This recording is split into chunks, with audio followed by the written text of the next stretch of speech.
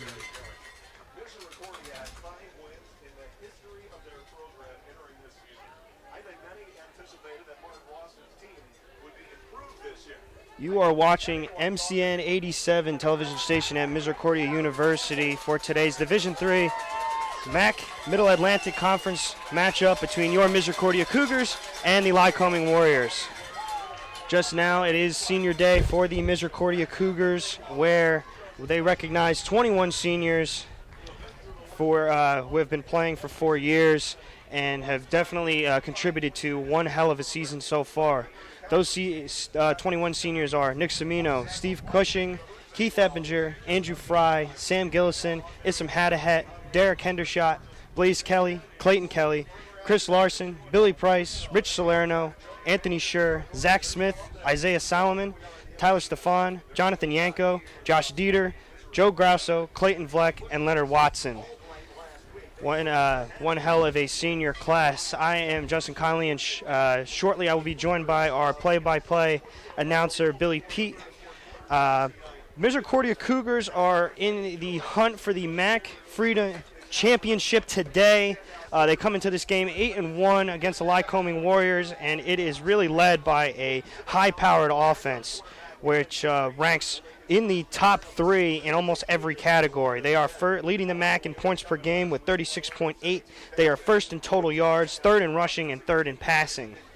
The big thing, however, for the Misericordia Cougars is that they are going to be without star quarterback Brady Williams today, who is out with an undisclosed injury.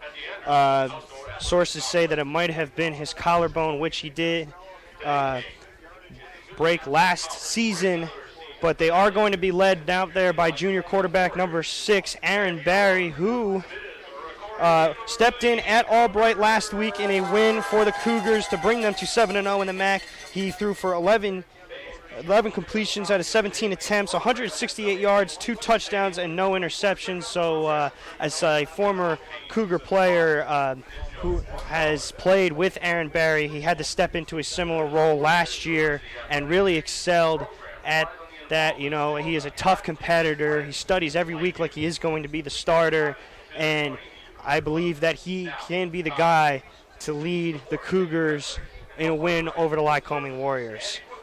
The Lycoming Warriors, they do come into this game 4-5, 3-4 in the MAC. While the offense is in the bottom half of the MAC in a lot of categories, the defense does rank in the top 5 in certain categories. They are second. They are letting up the second least points in the MAC with only 20.8 points per game. They are the 4th ranked total defense, and they actually lead the MAC in interceptions today. And they also lead the MAC in opponent penalties, while the Cougars come into this game as the least penalized team in the MAC. So one of the things that Misericordia needs to do is limit the penalties that Lycoming has been fortunate to take advantage of this season. Just a few keys to the game. For the Misericordia Cougars, it is making your quarterback Aaron Barry comfortable in the pocket, coming in as the starter. This is his first start all season, so making him comfortable, getting it out to guys like Sam Gillison are important. Just a quick note, Sam Gillison is going to be his big guy during the season. He has not only broken the single-season touchdown and receiving yards record, he is also the career leader in both receiving yards and touchdowns. So a big part of Aaron Barry's game today could be getting it to Sam Gillison. And also the depth at running back will definitely help Barry with running backs such as David Cromwell, Clayton Vleck, and Jamal Dallas all contributing deeply to this offense. So we're going to take a short break. We will be right back here on MCN 87. We're going to get there. Kickoff is only about 6 minutes away. Stay tuned.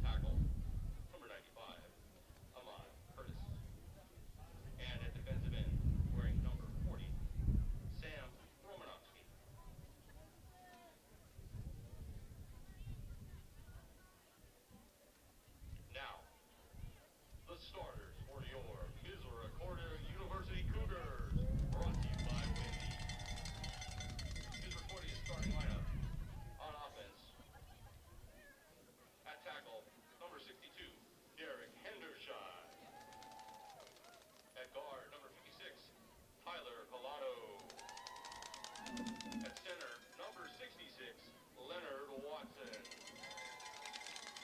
At guard, number 65, Tyler Steffen. At tackle, number 58, Robert Berg.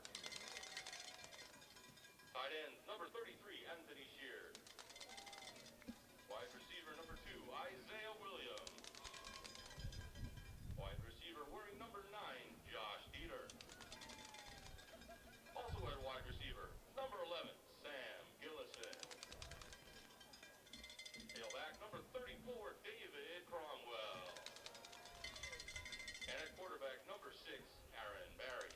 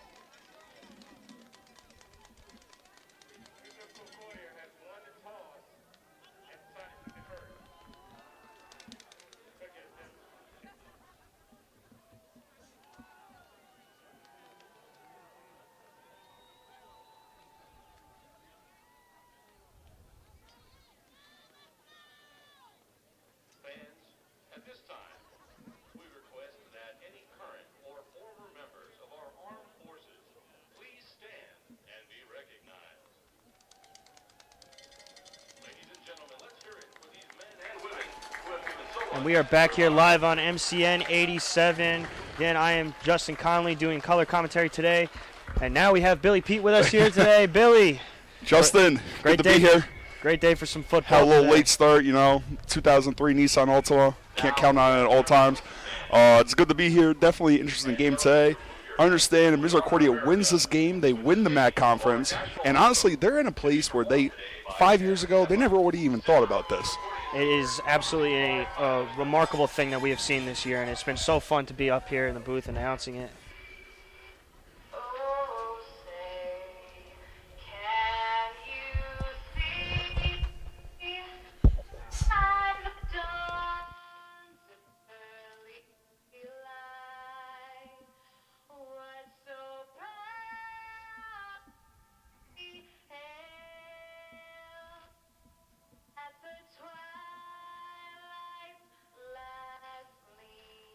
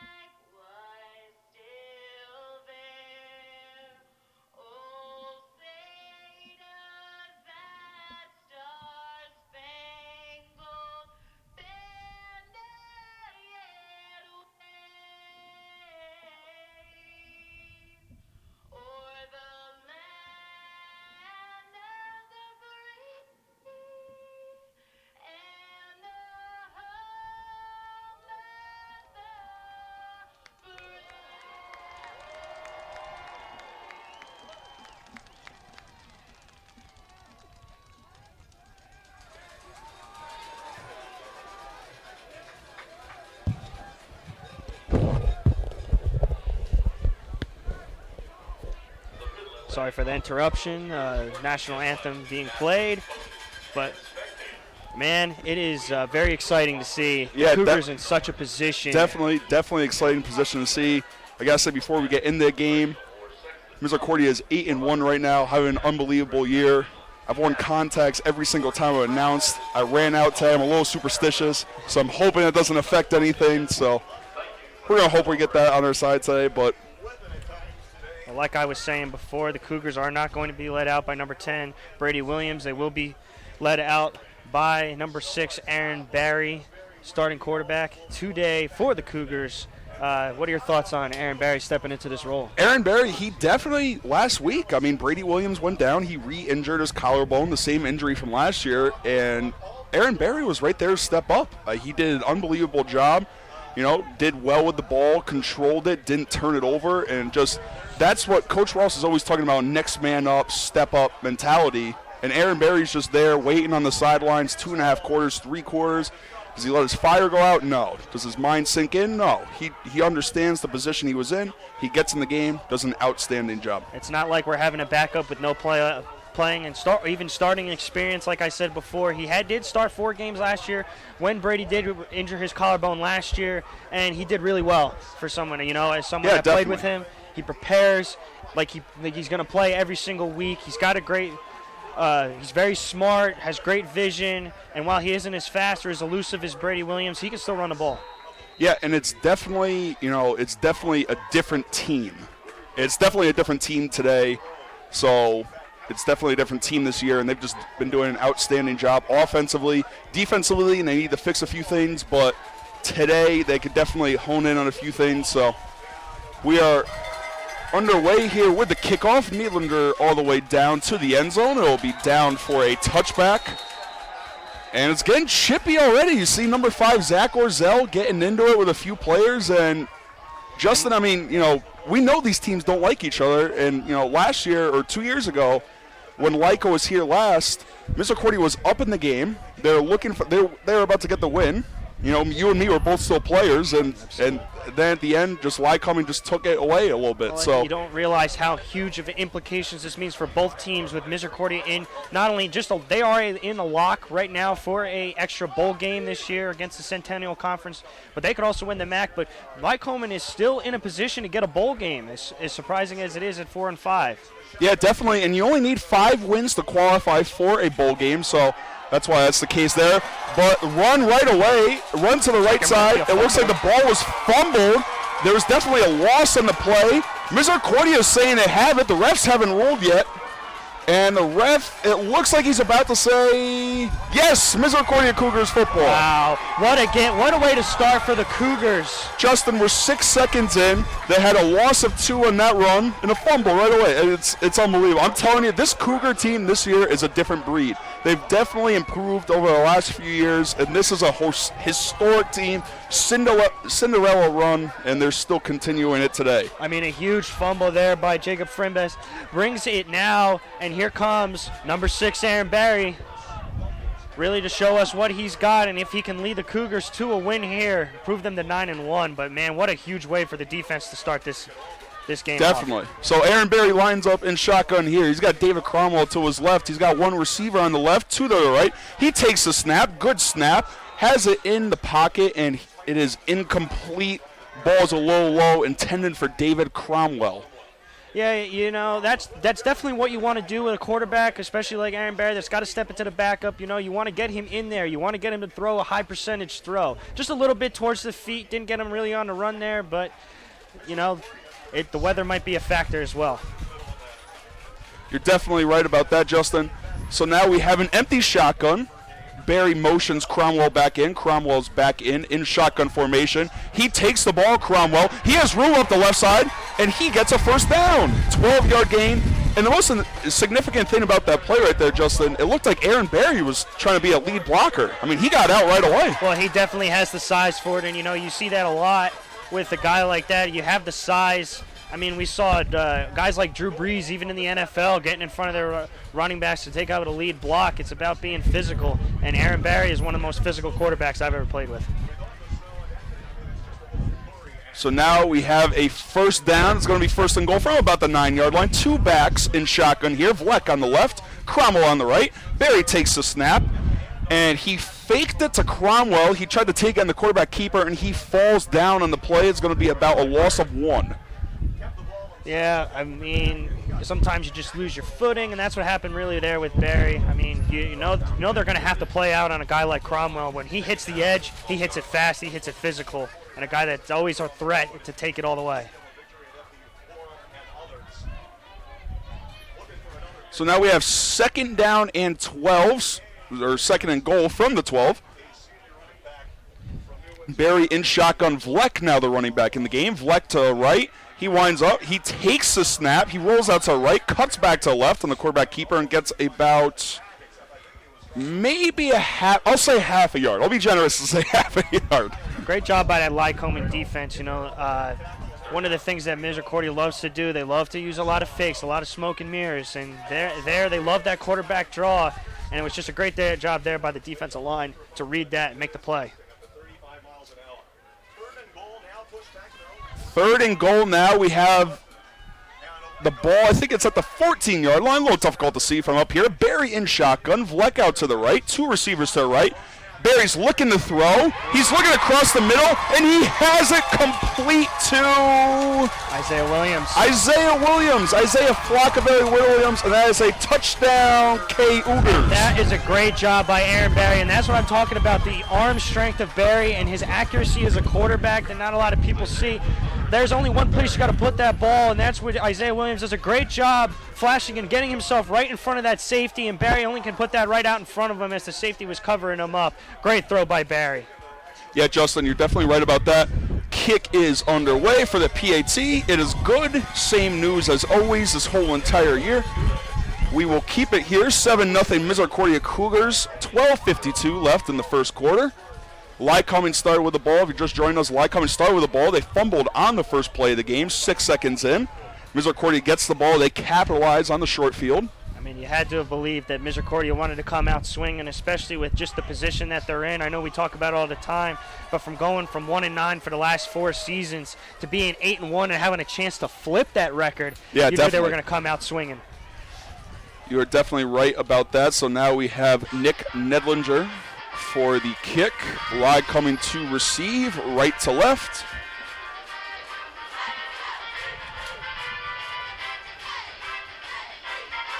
Definitely a great start for Aaron Barry. I mean, yeah, a little bit on the run. You know, he's struggling to find his footing, trying to find holes.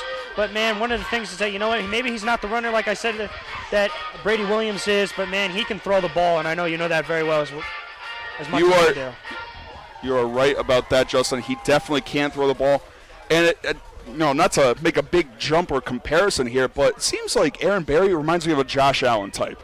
Big, tall quarterback, sits in the pocket. He has a strong arm, a cannon. Brady Williams, he's more like a Russell Wilson type. You know, he's a little more mobile. But we will have the kick here fielded at the 2-yard line. Lycoming elects to take it out. He's got room. He's looking for room on the right side even more. And he gets it down to about the 30-yard line. Good return there for Lycoming. And Coach Ross really, we've seen pretty much all season him doing little squib kicks to the 30, making sure he doesn't have a big return. He's kicked deep twice today, really trusting his kickoff unit to make a play. Probably could have gotten him down a little bit, maybe 10 yards short, but still at the 30, not bad field position starting for your defense. Seems like one of the problems for Misericordia this year, and honestly, I didn't even think it was going to be a problem going in their year, is their special teams. They've had a lot of problems on special teams. So here it is, Lycoming in single back here, tight end motion to the right. It's a handoff up the middle, about 4 yards, going to make it 2nd and 6. The quarterback here for Lycoming is number 19, Elijah Shemery. And it looked like he handed the ball off to, still trying to find numbers for you guys here. Jacob Fimbris, number 36. Yes. For Lycoming. Jacob Fimbris. Some difficult names to start here. 2nd and 6 underway. Lycoming now in the shotgun. They had 3 receivers to the left. He's looking to throw. He's got a man across the middle, just a little too high. And he gets knocked down. That was intended for number 15, John Kim, the wide receiver. broken up by Alexander Hafner, and I thought he almost was in a position to make an interception there. You just got to be careful with that over the middle, though. He lowered his shoulder. You got to be careful with the they've had some receiving. problems. Nick Yeager got the targeting call last week, so they've definitely had a few issues with that, and it's a new rule that they got to adjust to. So interesting play there. I was thinking that call may come out, but nonetheless, we have a 3rd and 7, big third down here. Blitz is coming. Cougars send the rush. He evades it. He finds his receiver, number 6 on the left side. He's still spinning. He gets the first down. That is Brock Zolikoffer. And that's a great job by Zolikoffer right there. It was just a curl route, 10 yards, get to the sticks right there. The thing is that maybe he waits a little bit more. Misericordia could have played that ball, but he came back to the ball, got over the first down yardage, and now Lycoming is not going to be 3 and out here. They're going to move the chains. I don't think they could have made these names more difficult for us to announce. Well, sometimes you get that. So here we go. We have the snap. It is a handoff up the middle. Looks like a gain of 4, and that is the running back again, Jacob Fimbris. 30. I believe that actually was Batkowski. Batkowski. Not easy names that there. No, that's 4 in a row. I mean, we've gotten 4 names in a row here. So, shout out to Lycoming there. So we have 2 running backs in the backfield now. It is a 2nd and 7, I'll say. Quarterback rolling out to the right. He's looking for someone to throw. Can't find anyone. He's going to take it on the keeper, and he gets back to the line of scrimmage, and the quarterback again is Elijah Shemery. And that's a great job there by Abdul Beasley. He was playing the flat right there. He saw the quarterback roll out, comes up, makes a play. Great job by the Misericordia defense playing the rollout.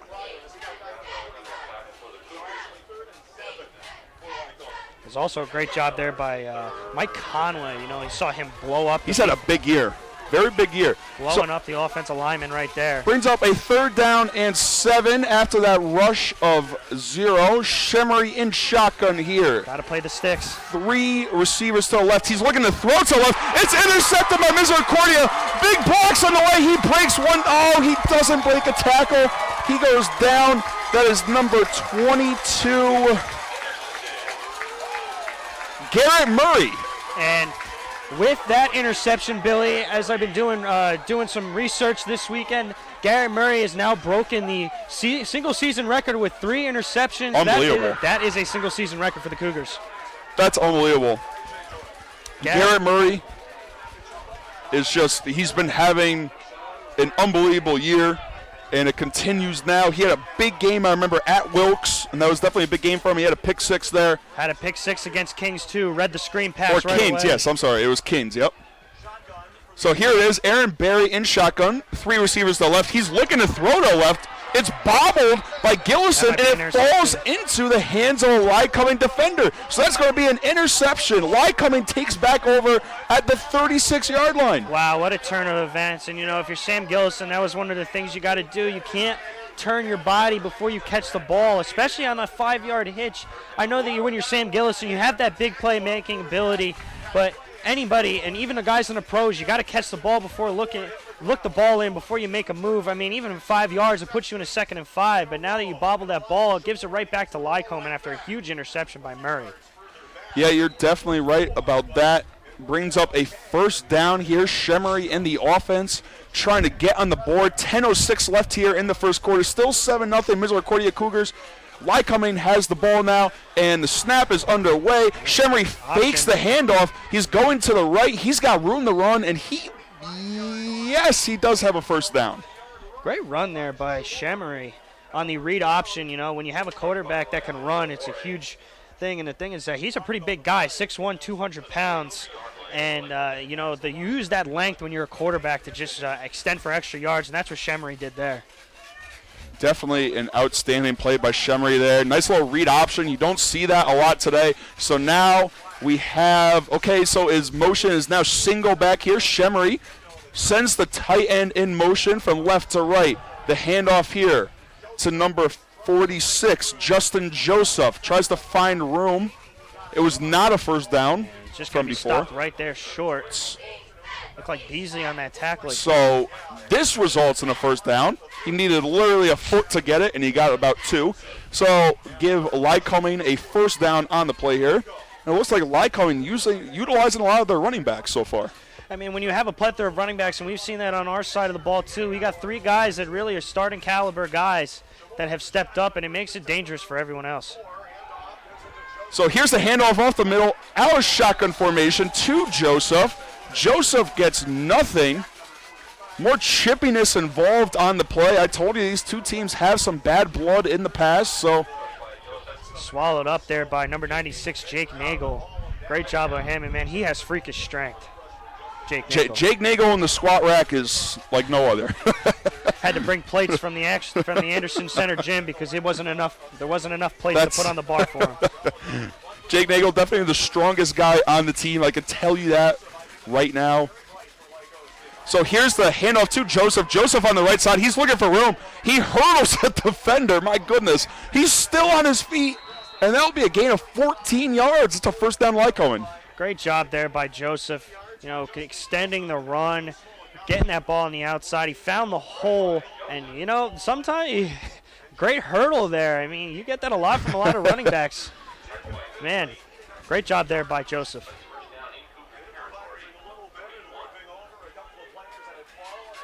So here it is, first down on the play. Lycoming in Misericordia's territory for one of the first times today. 7:50, the clock is still rolling here after the first down. Joseph in motion. So here we go. QB looking to throw. Garrett Murray unblocked on the blitz from the left side. He will not go down, but forward progress is stopped. That will be a sack. Number 22, Garrett Murray. Great job by Coach Ross to dial up that blitz right there. You bring Jared Murray, who I know is a great tackler in his own right, as well as he plays down deep coverage. Nobody picked him up. He came right off the right side. Also, Zach Smith from the other side, great penetration by him. I know he's had a fantastic season as well. Zach Smith definitely stepped up, gets a lot more playing time this year than last year. Does a good job, just like my other part Justin Connolly said there. So it brings up a second down and about 17, and it looks like there is going to be an encroachment penalty. Got to watch the ball when you're a defensive lineman. That was number 96, Jake Nagel. And Ross is absolutely livid down there on the sideline. So, and I can see his point. It was second 18, and, you know, Lycoming's in a tough spot, and you make it a lot easier for him with second and 13. I mean, you just can't have the unforced errors, you know, especially when you're positioned hold your water. second and 18. You got to hold your water. Second and 18, I mean, that's really tough. I mean, you don't make a percentage of second and 18s continuing the drive. It's just the mindset and the unforced errors, and I know Coach Ross uses that. So here we go.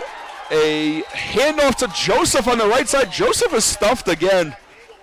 This poor guy Joseph he just has no room to run today, and Misericordia defense doing a good job of swallowing him up. Jake Nagel making up for the offsides. There you go. Playing the backfield. There you go. Also in there was number 70, Matthew Gillingham. Gillingham was the one who jumped offsides. He will come off the field now. He'll definitely hear about the offside penalty from Ross. I can assure you of that. So Misericordia lines up now. They have 3 down linemen, 2 linebackers in the box, 2 high safety. Lycoming has 2 receivers to the left. Shemry looking to throw. He's looking right. He has a man open. That will be a catch, an NFL catch. He got 2 feet down, and that was a little bit short though. He didn't get the first down. I mean, yeah, Nick Costello, tough catch for him. He got the catch, but there's not a lot you could do in that situation because he had to maintain the catch just to get it, so now it brings up a 4th down and 1. Good job by Zach Orzel right there to just push him out of bounds. Push him out of bounds, stuff him so that he can't get those extra yards. Now we have a 4th and 1 instead of a 4th and 1, one of the biggest plays of the game so far. They line up in single back. They may just be trying to draw the Cougars off sides. Clock winds down. They will snap the ball. They're looking for room up the middle, and yes, they have it by about 5 yards or so. Brings it down to a 25-yard line. Looks like that was Justin Joseph. So there you go. I said Joseph has no room. He just found 5 yards himself. And, you know, you have to have patience when you're a runner, especially as a running back, because, you know, sometimes it's, you're really dependent on your offensive line, and sometimes you're going to get they're going to get a push. Sometimes they're not, but they definitely got a push right there and gave Joseph enough room to get a first down and some. So here we go. We have a first down here at the 25-yard line. Shimmery looking to throw. He's looking left. He's looking deep. He had a man who could have been open. It was number 15, John Kim. I feel like John Kim's a name we're going to be saying a lot today. Yeah, I mean, it was just a little bit too much air underneath that. He puts that a little bit more of a It's line a wind, drive. you know, I got to say, it's a very windy day. It's very cold. It's a lot colder where we're standing up here, the elevation, but it's definitely a cold day, so a little difficult for Shimmery to throw the ball, and for Barry, both quarterbacks. It is windy. My mother called me today, told me not to blow off the Yeah, press my box mother, today. my mother just texted me saying stay warm. So here we go. We have Shimmery in the shotgun. He fakes the handoff. He's looking to throw. He's got a screen out to the left. Number 7 has room. 7's running down the sidelines. He dives for the end zone, and he hits the pylon. The ball is fumbled. They hadn't. Mike Mulvihill and the screen pass. He had blockers ahead of him. I'm still looking for. They're going to call him short, They're gonna but I call don't him know. short. I thought that I was was a great thinking effort for a touchdown. I They don't know. could have called that a fumble and then a touchback from Misericordia. It looked like the ball sort of came out as it touched the pylon, meaning he would not have possession. That would be a Misericordia ball, but difficult to see from up here. Brings up a 1st and goal from 2. And hand it to Joseph right up the middle, and that is an easy touchdown. So that makes it 7-6. Yeah, I mean, I don't know. I thought that the ball hit the goal line before, and I thought that was a touchdown by Mulvihill, but a great job to just pound it in from Justin Joseph. That's going to an extra point pending tie this football game with 4:22 left to go in the first quarter.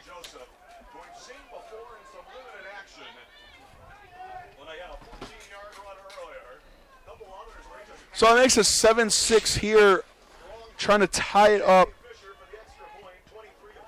Jamie Fisher is here on the PAT, right down the middle. Outstanding play by Lycoming there. I mean, that was number 7, Mike Mulvihill. Thank you, Justin. Mike Mulvihill.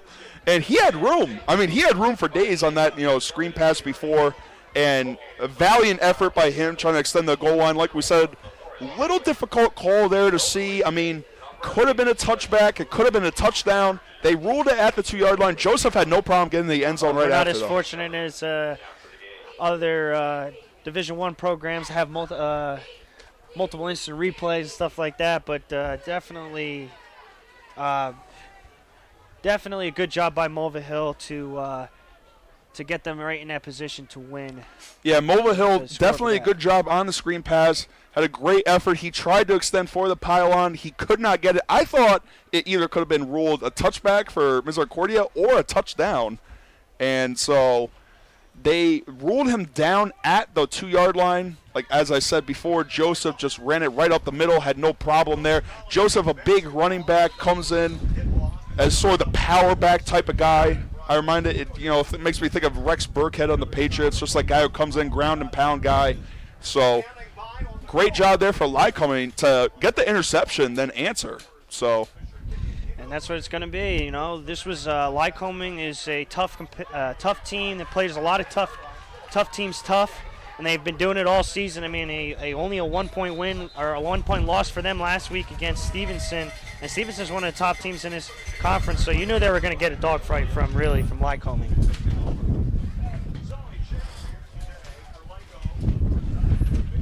it's getting windy up here. Losing papers. Programs blowing around left and right. So here we go. Misericordia takes over. My goodness, it is windy. This makes me think, it's got to be so difficult for these quarterbacks to throw the ball today with these conditions. Well, you got to put a little bit more oomph on the ball, especially when there's wind. But I don't think that's a problem really for Aaron Barry. No, Aaron Barry definitely has a Josh Allen type of arm, so I think he'll be all right. Handoff to the right side. Cromwell looking for room. Can't find much. He does what he can, though. He gets about 3 yards, I'd say. If you're the Bills, you can't wait to have Josh Allen back. Oh, my goodness. He's starting this Sunday, and Darnold's out, so my Jets, I think they may be better with a count. But nonetheless, that brings up a 2nd down and 6. Gonna spotlight Sam Gilson right here. That big playability. He's at the bottom of your screen. Single coverage. Right now they bring a safety over. So here we go. Handoff to the left. It looks like Cromwell again. Excuse me. Cromwell trying to find room. He cannot. Gets about a yard, I'd say. So it brings up a 3rd down and 5. He got a yard before he got pushed backwards. And So 3rd and 5, definitely manageable for this offense. It's, looks like they're going to be bringing 4 wide out. Gillison, Williams, bottom of your screen, Dieter, Clayton Kelly, all with big play potential. So here we go, 3rd and 5 here. I just want to say Williams. Barry in the shotgun, Cromwell to the right, 2 receivers to the right, 2 to the left.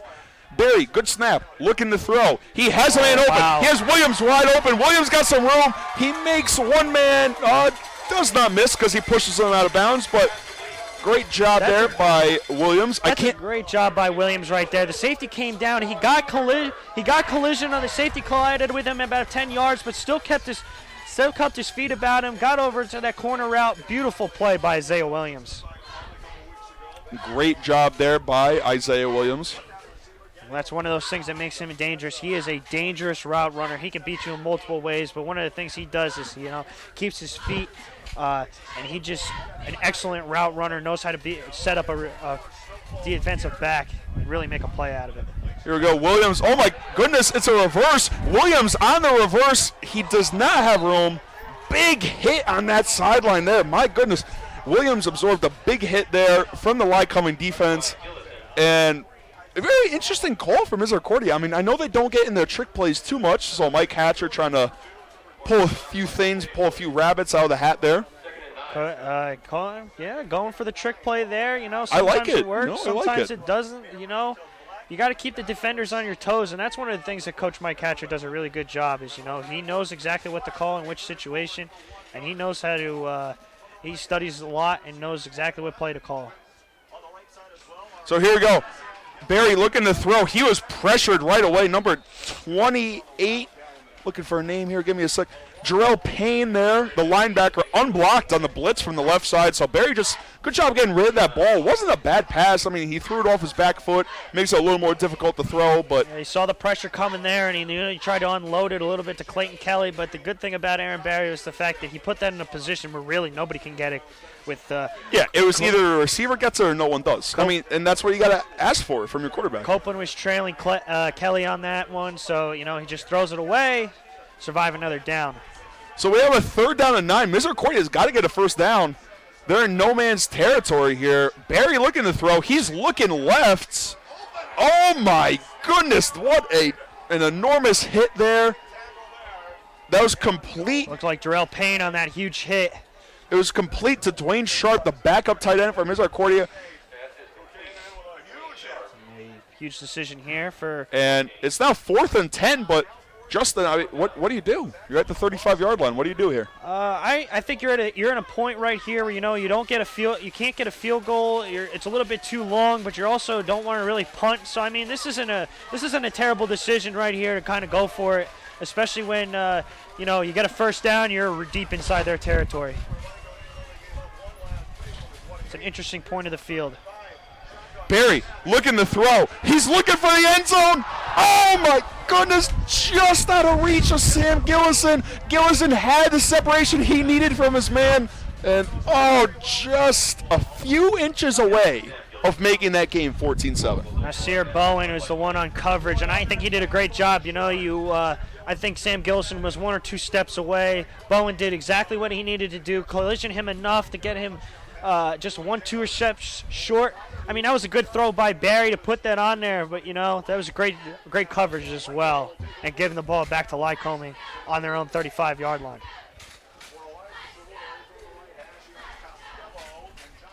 So here we go.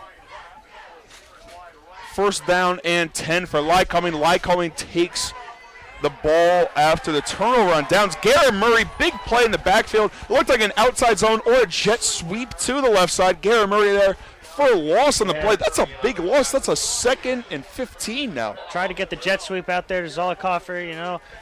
Your wide receivers are usually the ones with the big speed. Zollikoffer, but a great start to this game by Garrett Murray. 2 huge plays in the backfield. He's got a sack, huge tackle for a loss and interception. Man, Garrett Murray having himself another big day. Yeah, definitely. I mean, he's had a career year. I mean, he's only a junior. He's got 1 year left. 15 seconds here on the clock. Shemry looking to throw to left. He has his tight end again, number 7. That's number 7. There will be a flag Mulvihill. thrown, as you like to say. The banana peels are flying. The banana peels are flying, Jocelyn. So we'll see what it is. It might be actually blocking downfield. I saw the outside receiver as I believe it was number 7, Mike Mulvihill, running the flat route. It looked like his receiver was blocking downfield, but we'll wait for the call. Could be a hold or a offensive pass interference here. And they pick up the flag.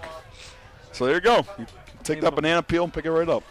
I guess he was in the right position. Really was started blocking when he was caught the ball. So it's so tough, like especially nowadays with a lot of more screen passes. You're trying to figure out guys when they can start blocking uphill or downhill on the offense. I guess they're going to say that one wasn't a block upfield. Yeah, so they're not going to say a block upfield or a block in the back, I should say. So they're going to let it run down. That is the end of the first quarter. We have a 7-7 game here. Lycoming had the ball. It is now flurrying. We're all freezing. So make sure you tune in, stay here, and we'll be right back after these short messages.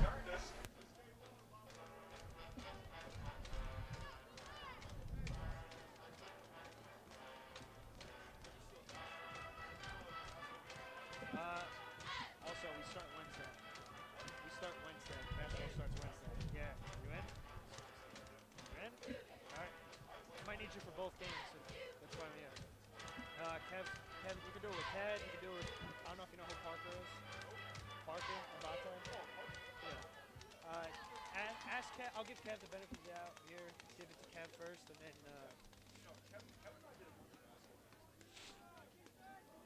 Well, yeah, that was the saying is that we might need you for Wednesday.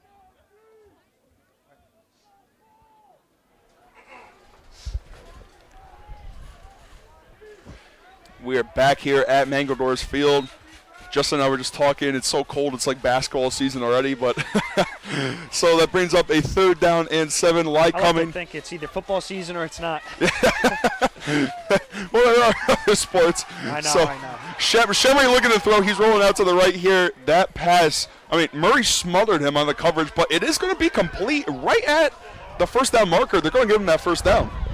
Nice catch there by, I believe, Tajay During right there on the catch.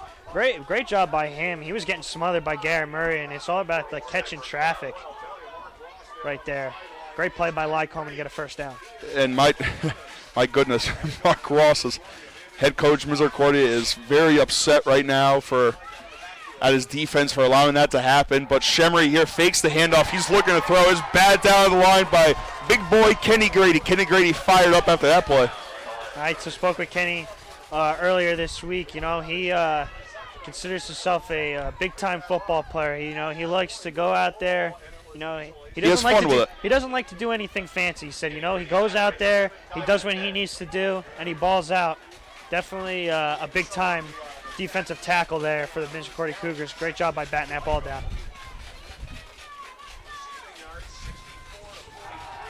So here we go. Shemry looking to throw. He faked the handoff again. He was looking to throw. That was I guess you could say that was intended for number 6, Brock Zollikofer. Miscommunication. Yeah, definitely not on the same page. Definitely not. Definitely not on the same page there. He looked like he was throwing almost a streak or a corner. Receiver ran a comeback route.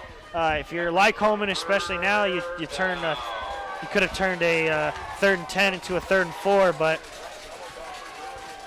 here they are, 3rd and 10.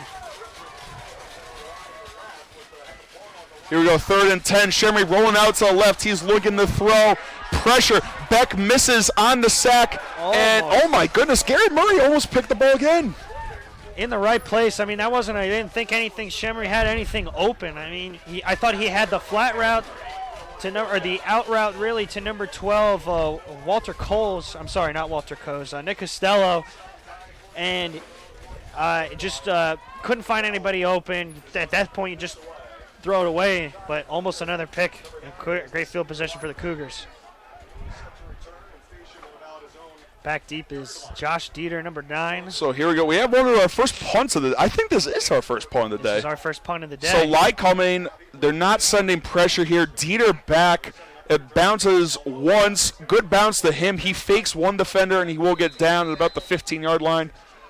Josh Dieter trying to make a couple people miss. We have a little bit of like an obstructed view here up here with the tent going on. So, but it makes it a lot warmer. So I have no complaints about that. It's getting a little bit warmer out. It does. The sun is out. The wind's not whipping. The sun is out. The wind is down a little bit. The flurries have stopped a little bit. So the only kind of weather you can find in Back Mountain.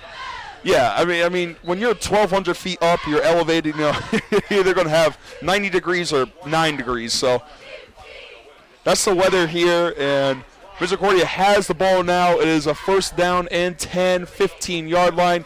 Barry, he gives the ball to his running back there. Dallas. It is Jamal Dallas, and he ran right up the middle. Cougars really need to get the run game going. I know we had one big run really from Cromwell on the left side when they scored the touchdown. But since then, Lycoming has done a great job swallowing it up. And that's what I said is that this Lycoming defense is one of the top 5 defenses in the MAC this year. You know, they've only letting up an average of 20 points a game.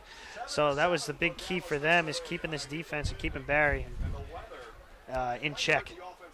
So here we go. We have Barry here. Barry in the shotgun.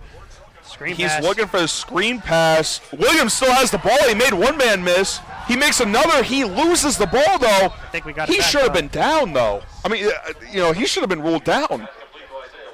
Well, we got the ball. Great job by number 58. Bobby Burke. Bobby Burke. That's like, oh my goodness. I mean, that's unbelievable. I guess they ruled it. So they ruled it a fumble on the field, and it looks like Burke recovered regardless. So it will be a first down. Regardless, it's Cougar football. Yeah. A great job by Isaiah Williams. Like I said before, man has great body composure. He can keep his feet through contact, and that's one of the things you got to love from your wide receivers. So just as I say, the wind goes down. I think it picked up to an all-time high right now. That's the announcer's jinx that we have going on. Barry in the shotgun. Good snap. Barry looking to throw. He had an open receiver. That was his running back. It looked like Jamal Dallas again. Again, another instance of the Cougars, trying to get upfield before they catch the ball. I mean, yeah, it wasn't a perfect pass by Barry, but definitely catchable. Definitely could have turned it up for maybe 6 or 7 yards, making a more manageable second down. Things are flying all over the place. Yeah, things are flying all over the place. We have the programs here. We're trying to secure them a little bit. So Aaron Barry now, second down and 10. Dallas to the left. He gives it off to Dallas on the outside zone to the right. Or Cromwell, yes. Justin, thank you. Cromwell. David Cromwell carries the ball for the About 5 yards. A 5-yard gain, I was about to say. Now, there's a huge difference between 3rd and 5 and 3rd and 10. You can open up the playbook a little bit more when you're in that 3rd and short manage. It's more manageable for you. You're not trying to make the deep shot, try to get it down the field. And, Justin and I would know he's a Dolphin fan. I'm a Jet fan, so it's a lot of third down situations. I don't like to think about that game last week. Oh, my goodness. Anyway. Well, you got the winning stick. They went 2-0 against the Jets this year, so congratulations. But it is a 3rd down and 5 here. Barry looking to throw.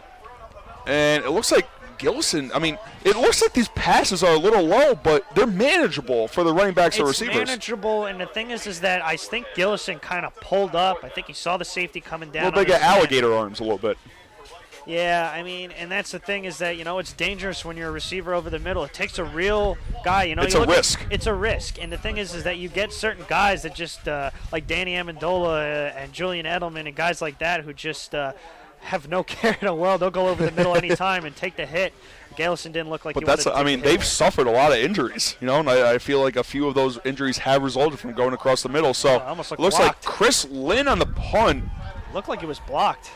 It looks like it was blocked. Justin's right, and this is going to be down to the 37-yard line. Very short punt. Took a weird roll after he kicked it. I mean, the refs didn't, they didn't put their hand up and rule that it was tipped.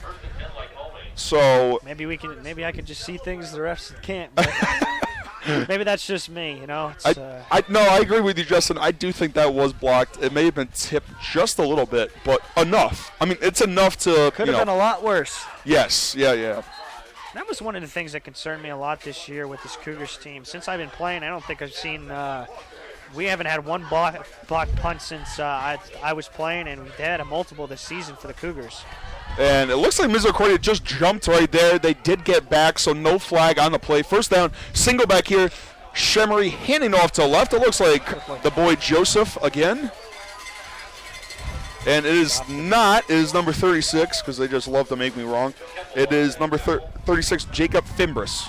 It is Nikolai Keppel on that tackle. And boy, what a journey he's had since he's been here. A leg injury that took him out not 1 but 2 seasons, but he's back and he's playing the way that we know that he can play. You're definitely right about that, Justin. So it is a 2nd down and 10 here for the Cougars.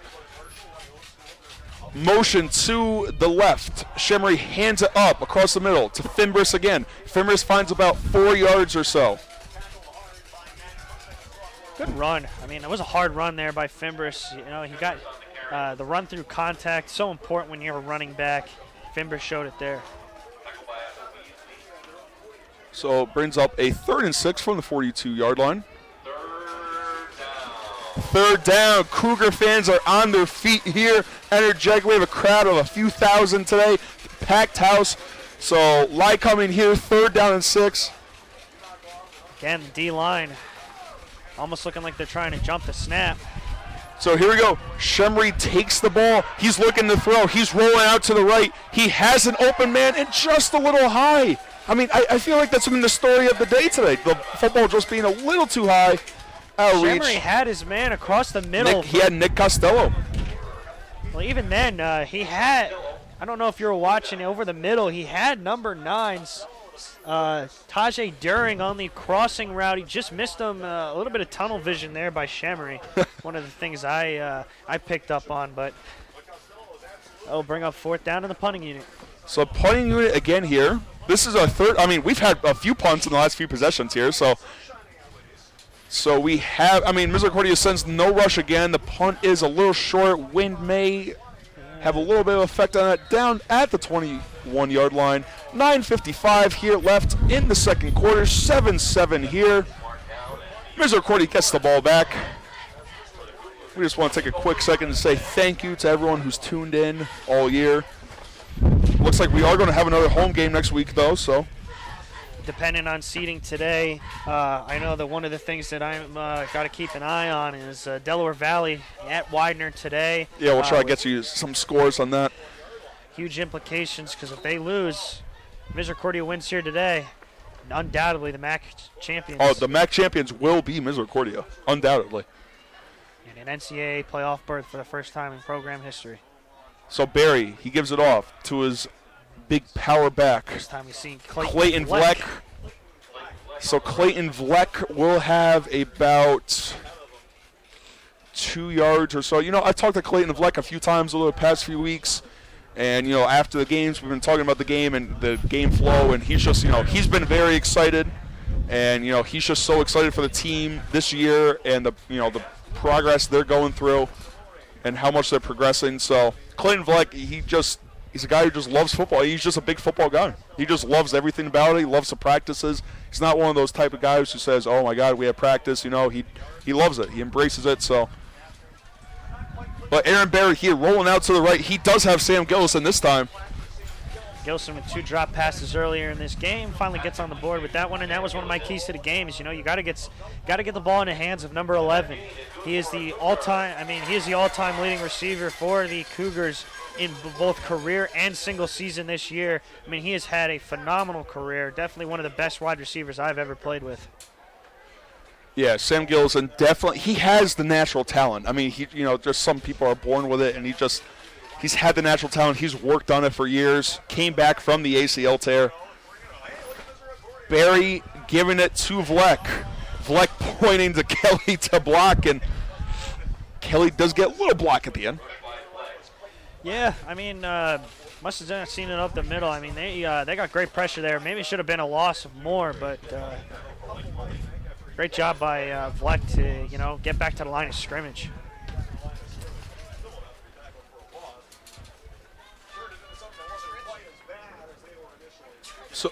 So it's a 2nd down and 10 here for the Misericordia Cougars.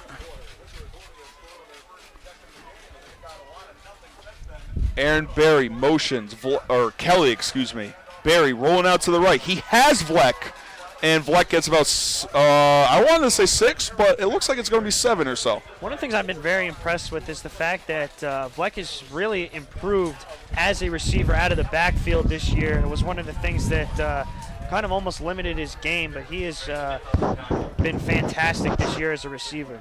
And that's Misericordia's had a lot of running backs in the past that haven't been able to catch the ball. Great example, Mark Rainey. I mean, Mark Rainey was one of the best catching backs out there for the program history. So, I mean, it's good to see them adapt. So here we go, fake to Cromwell. Barry fumbles on the play. It's going to be recovered by Lycoming, and that's a 1st down going to the Warriors' way. And that's what I was talking about earlier in the day. You got to put pressure on Barry. He's a young quarterback, just trying to figure. And when you get put in a role like this, especially with the huge implications on it, you try to make plays. And that was just a mistake by him. Got to cover up the ball, and that gives Lycoming great field position for the start this drive. Definitely here. I mean, I was expecting a high-scoring game. I mean, you had Misericordia come right out, force a turnover, first play, score. Lycoming answers after the pick. They score 7-7, and it's just been a lot of punts. It's been about 3 or 4 punts since then. Great but throw. Lycoming, Shamrock does have a man across the middle. He hits him, and that is going to be at the 6 or 5 yard line, I'd say. So it's going to be 1st down and goal for the Warriors here. Great throw by Shemery. He's been a little inaccurate today, but he put that one right where it needed to be during with the huge catch, and puts them 1st and goal at the 6 yard line. Big play here for Lycoming. Lycoming now does have a 1st down and goal. Looks like it's single back. He's motioning the tight end to the left. He's now motioning the tight end, the 2nd tight end to the left. It looks like Rakowski is looking for room up the middle. He finds about 4 yards or so. It's going to be 2nd down and goal from about the 3 yard line. They're going to rule it at the 3 yard line. I thought it was 2. They're going to rule it at the 3. It was a good job by him. He didn't have it. He luckily was running to the left, bounced off one of his guys, moved right to the right, pick up 3 yards. Good job there by Burkowski.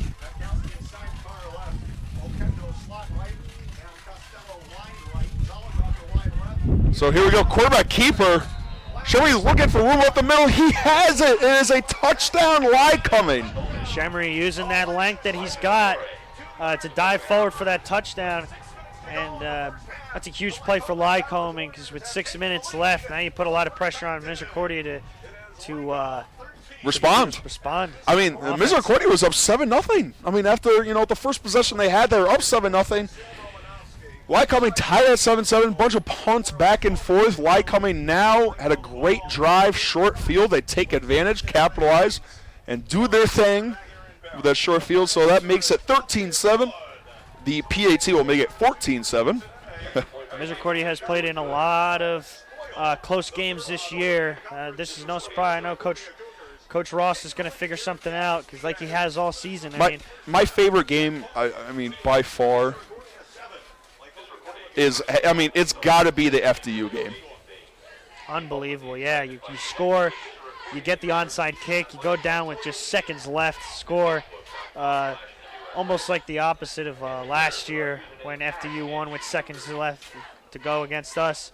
But, man, really is, the one thing that I know that he said, and it was one of the things I read in an interview he did with D3 football, was, one of the things that this team has done better than any other one is handle adversity. And they've been down a couple of times this season and have been able to come back. Widener was a game that they were down, came all the way back, got a 2-point conversion. FDU down by 2 scores with about 5 minutes left to go or something less than that, and they figured something out. So this Cougars team this year is the one thing that they've been doing better than anybody else, than any other team in history, has been able to, just say, hey, let's bring it on, even though we're down by multiple scores. So and it's only a 7-point game. Nothing to be worried about here. If you're Coach Hatcher, you got to figure something out on offense. But with the playmaking guys that you have, I'm not worried. Yeah, definitely nothing to worry about. I mean, it is so early in the game. There's 6 minutes left in the second quarter. Still the first half, so we still have, about 2.5 quarters of football left. So plenty of time, Justin. Nothing to fret about yet. I would just, it looks like Misericordia, their defense is on their heels a little bit right now. I know Ross is going to, I wouldn't even say that. You just it's hard for your defense to play, especially when you get a fumble, you get a turnover in their own territory. He's going to bring this one out. It looks like Yeager's going to bring this one out, and he gets tackled from behind. I wouldn't even say tackle. It looks like the Wagner just put their hands out, and he was in a tough position there. He backed up into the end zone. If he took a knee, it might have been a safety. But a great 30-yard return right there sets them up with manageable field position to start this drive. 25-yard line, so it would have been the same thing as a touchback. Nick Yeager, he took that deep in his end zone. So, definitely a good job there by Yeager on the return.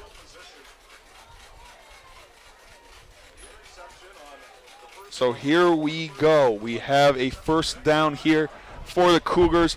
It's going to be a run to the left side. He still has room. He's got blockers ahead of him. This is Jamal Dallas. He makes a few man miss. He gets hooked from behind.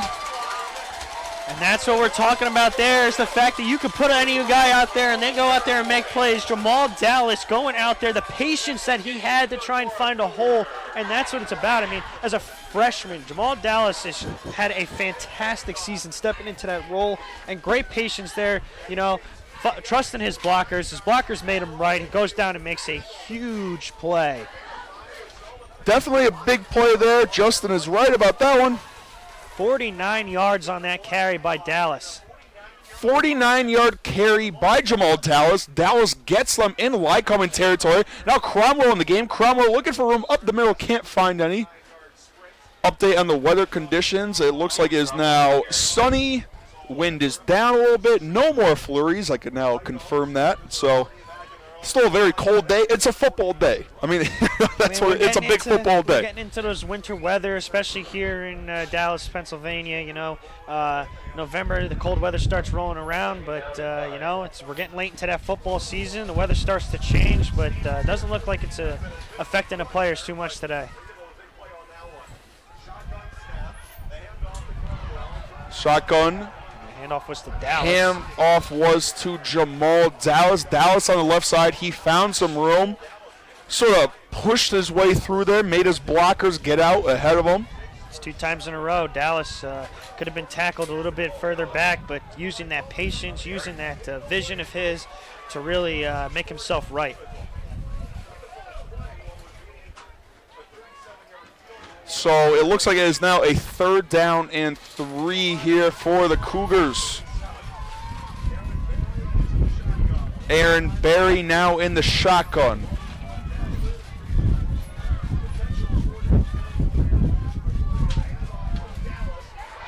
And it looks like it is a handoff to Dallas up the left side. Dallas does have room. So it bows over a defender there. He's got the first down.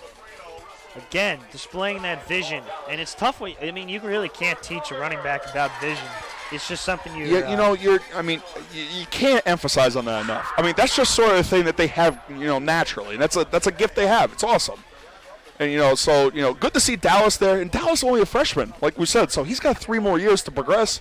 You watch the pros and you look at guys like Saquon Barkley, Kareem Hunt, or guys that are really good. Melvin Gordon, just because they have great vision, can find it. And here you go. That's what we're talking about with the vision here. And Dallas was a handoff to the left. And he couldn't find any room. But he did make a guy or two miss. So it just, that's I mean, even though he got a gain of nothing, I mean, that's just, it's the vision that we talk about. Well, it's all about, like I said before, it's about getting the run game going. If you don't have a good run game, you really can't do a lot on offense because then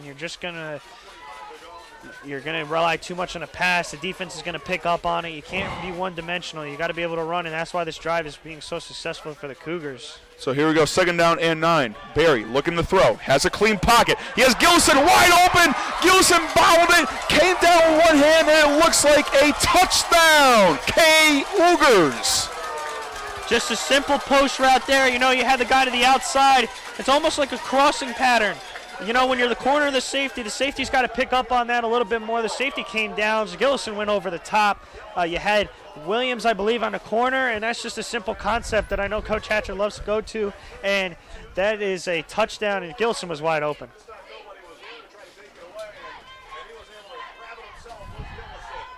PAT after. PAT is good. Ties it up. 14-14, 2:29 here left in the second quarter. We're going to take a quick 30-second break, and we will be right back. Keep it here.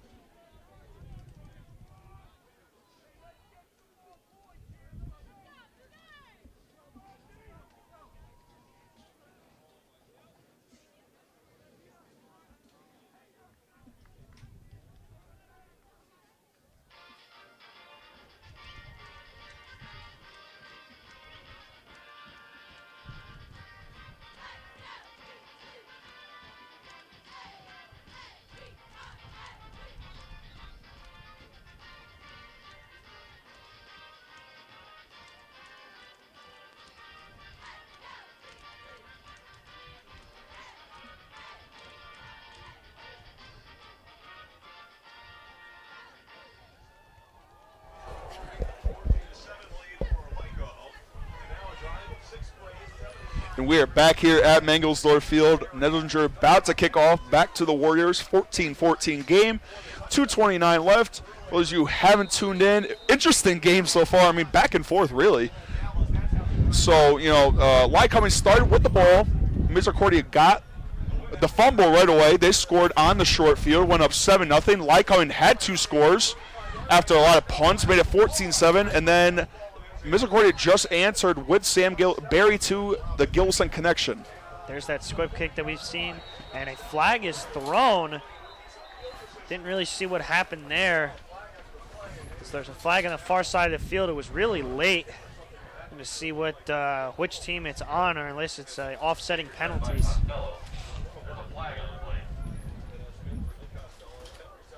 So there is a flag on the play.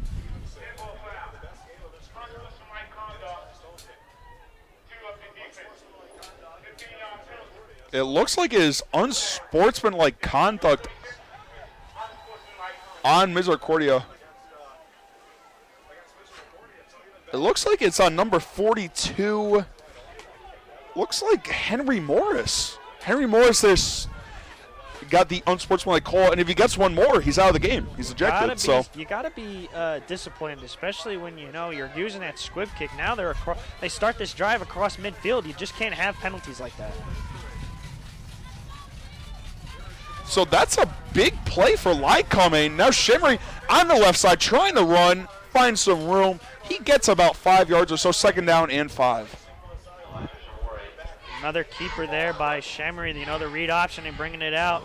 Didn't like the read that he saw. The defensive end crashed. He took the pull, and a great job by Shimmery to get a huge gain on that, or maybe like 5 yards, but still makes it second and manageable. So now brings up a 2nd down and 5 here. Got more yards than they actually gave him. Yeah, you're right about that. Looks like vantage point is a little off.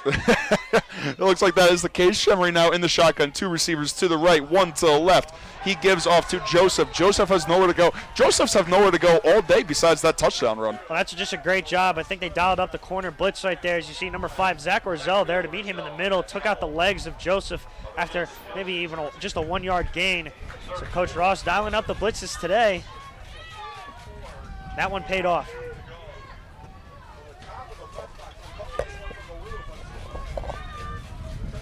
Wind's starting to pick up again. Wind's starting to pick up again, just proving proving me wrong even more.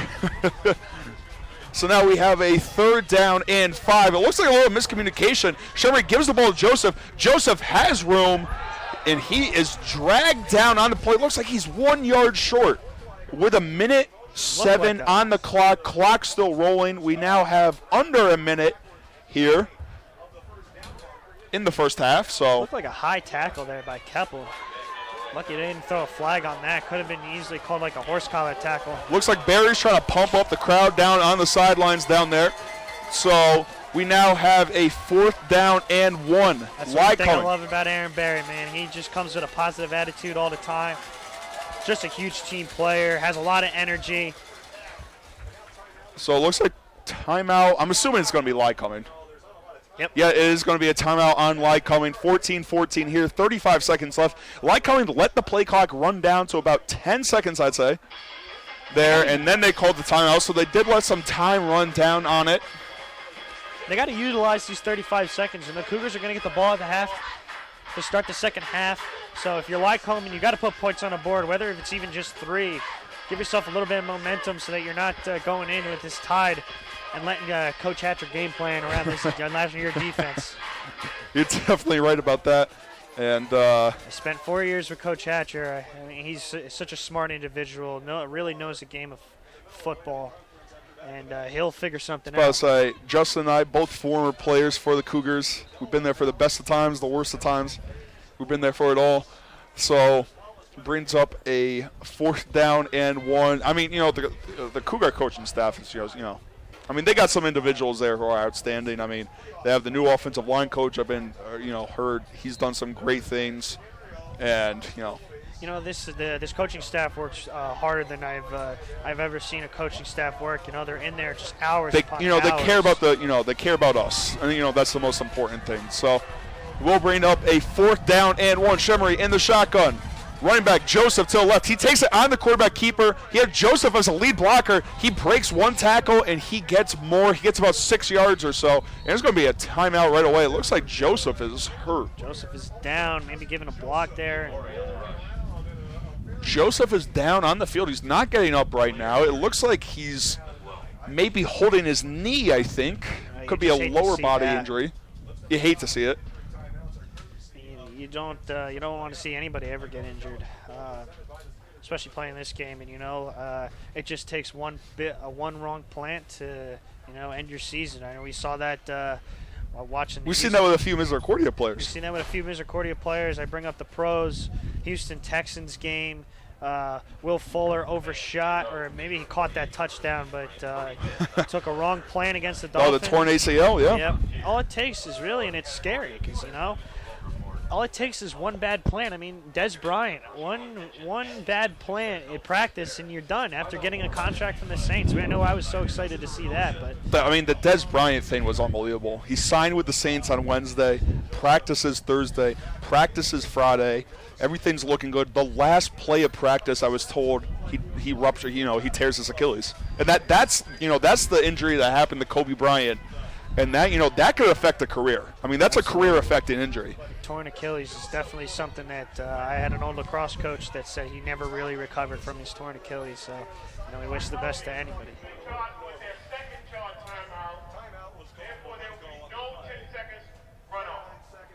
So the referee just confirming. Lycoming called their second timeout. It was a good job by them because I think they were going to call it anyways, but they called it, it seems, because Joseph was down. And with that timeout, there's no 10-second runoff since they called the timeout. If they were out of timeouts, 10 seconds would run off the clock, and the clock would be rolling as well. So 29 seconds here. The clock is stopped. The referees are still trying to get things in place. It looks like the referees are going over the Lycoming sideline. I'm not entirely sure what's going on yet. Got a mic malfunction. We did have a mic malfunction. I mean, not on our part for once, but. So what do you do here if you're Lycoming 1st and 10? I mean, try to dial up deep you got shot? a 1st and 10. I like his arm. I like Shimmery's arm. He's connected across the middle a few times today. I like taking a shot. I mean, you have one timeout, and in college the clock stops when there's a 1st down. So I I like the idea of taking a few shots right now, trying to get some quick outs, some out routes, maybe a screen or something, So Lycoming definitely has time. They definitely have the ball in the field, Just can't take it you just can't be too aggressive because this safety duo of Nick Yeager and Garrett Murray, even guys like Jared Skids have just been outstanding, causing turnovers this year. Here we go. Shemry looking to throw. He takes the shot and just out of reach a little bit. That's what I was saying, Justin. I mean, they have the ball in, at the point of the field where they want it. And, that's where they want it right now. It's about the 31-yard line. That's a good place to be. 23 seconds, 6 seconds ran off the clock. And our programs are now gone. Those just disappeared in front of our eyes. It is so windy up here. And it's definitely about 5 degrees cooler, I'd say, than down there. So, well, like you said, there was the shot play. Yeah. Tried to unload it. Damian Diaz in pretty good position there. So here we go, 2nd down and 10. Shemry looking to throw. He has a receiver across the middle. He gets dragged down by Yeager. It will be a 1st down. 16 seconds are left on the clock. They're hurrying up. It looks like they're motioning to spike it. Shemry trying to spike the ball right now, and he will spike it. And there you go, over the middle, little in route inside, going, and that puts them in field goal position right there. Now you're almost guaranteed points with the ball on your own 10-yard line. You still have 12 seconds left. You still have 1 timeout. Even if you get short of the goal line, you still have a chance to put points on the board. But I think that they're really going to go for an end zone shot here.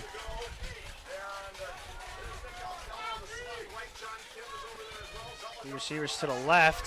Shemry. Here we go. Shemry looking to throw. He has a receiver open, and he's looking for the end zone. Yes, he gets it. That's a touchdown. Lycoming. 6 seconds left on the clock. Lycoming is going to take the lead. It's going to be 20-14 Lyco. That's complete number 6. That's a name we've been saying all day, Brock Zolikoffer. And the reception before, which made this play possible, was to Nick Costello, number 12. Costello and Zolikoffer, definitely 2 names we've been saying a lot. Yeah, and when you got guys that are going to make plays when they touch the ball, especially those 2 today, it makes it so much easier to you. But that's a great job by Lycoming, understanding the situation, understanding where they were going. They ran the in route from the outside. Zolikoffer about all the way at the outside, running an in route. Even if you're stopped short of the goal line, you still have 1 more timeout and you still have time to make another shot play. That kick is good. So that kick is good, and it makes it 21-14 Lycoming. 6 seconds left. Now, the important thing is here, Justin, that Misericordia does get the ball at halftime. So they still, we still got another half to play. And with the way that the offense is picked up in the second quarter, after that first drive, they're starting to get things going on the run game. It's definitely going to be important to start this second half, but I'm sure we're going to expect a short kick, a kneel down, and taking this one into the half. Yeah, I mean, you never know with Hatcher and Ross if they want to take a shot, they want to see what happens. So we're going to see what happens here. There is 6 seconds left now. Lycoming still has to kick off. Anything could happen.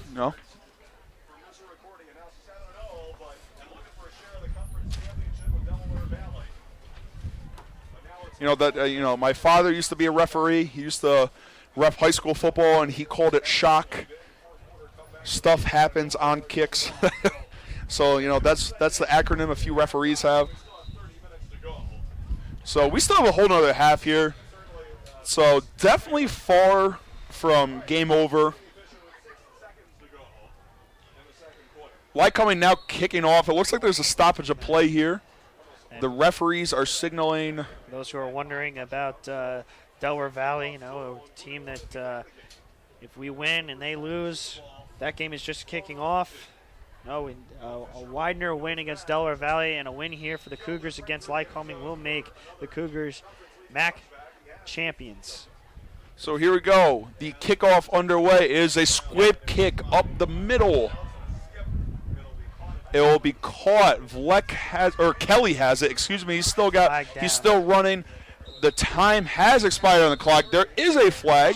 You cannot end a quarter believe or a it is. half or a game with a penalty. So we're going to see what is going on here. I believe it is a hold on the Cougars here.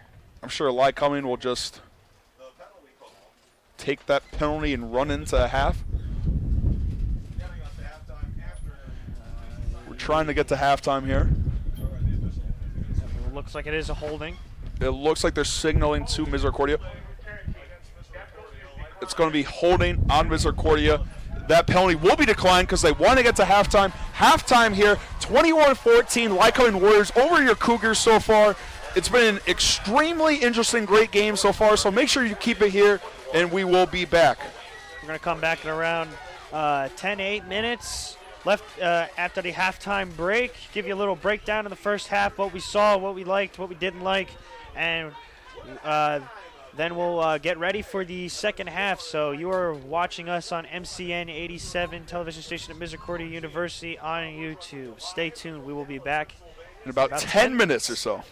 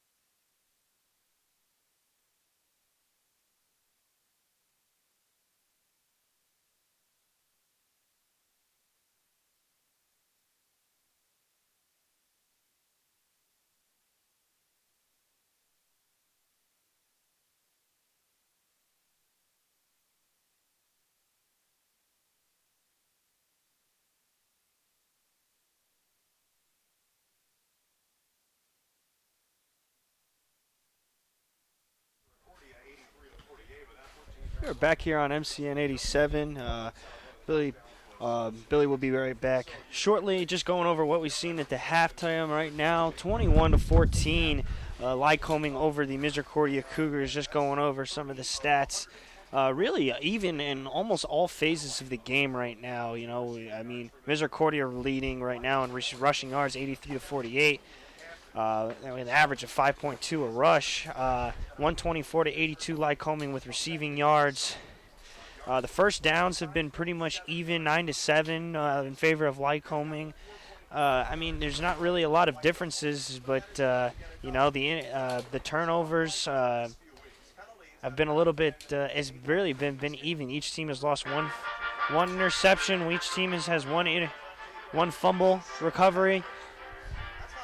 I mean, the Cougars are winning the third down battle, really, 3-6. They've been on third down, while Lycoming has been 2 of 7, but 2 fourth down conversions. I know both were 4th and 1 for the Lycoming has kept the drive alive for them. One of the things that the Cougars really need to continue to do is get the run game going. Jamal Dallas really sparked the run game late in the second half, which led to a Sam Gillison touchdown. So one of the things that the Cougars need to do is continue to get that run game going. Maybe not just Dallas, but Cromwell and Vleck, as well as Barry, who was the one who lost the fumble trying to escape the pocket. Hoping for a better half from Aaron Barry. And for Lycoming, it really was, they finally got their offense clicking after a slow start to the game. Very great showing late in the game by the quarterback, Elijah Shemery, who has not only been able to run the ball very efficiently, but has also been able to pass really well. He had a big completion down the field to set up a touchdown to Tajay During. And that has been the difference, really, is the play of Shemery has been phenomenal so far for the Lycoming Warriors after a slow start. But so we are expecting a big second half from both teams. We are going to be right back again. That's pretty much the halftime breakdown for both teams. We will be back to start the second half very shortly. So stay tuned here on MCN 87 television station at Misericordia University here on YouTube.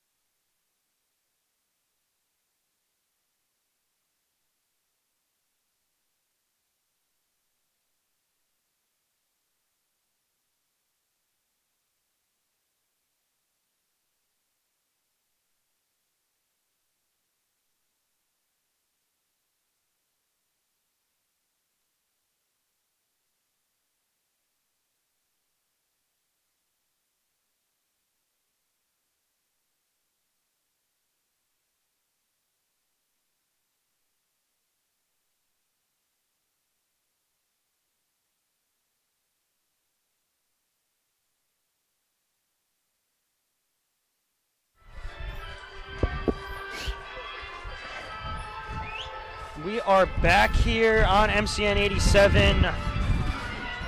We are ready for the second half. And Billy, I know you weren't here.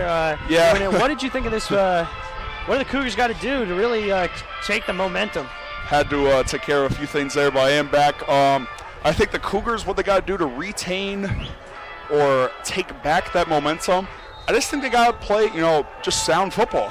I mean, it just seems right now like they're playing a little sloppy. They had a few turnovers. I mean, Aaron Berry, the interception wasn't necessarily his fault, but that fumble was. And, I mean, that's 2 turnovers right there. And I talked about how he had none last week. So I just think they got to play more sound football, control the ball better. Absolutely. I mean, that's the key to really any good quarterback is really not turning the ball over. You win the game by forcing turnovers and eliminating them on offense. I mean, that's how you win football games. So here we go. Kickoff underway. Had someone hold the kick because it's so windy. Fielded by Kelly at the 20. Kelly dancing around. Finds about 11 or 12 yards. Gets it to the 32-yard line. This is a big opening drive for the Cougars. Down by 7, you've been game planning all halftime to really see what's been working, what hasn't been working.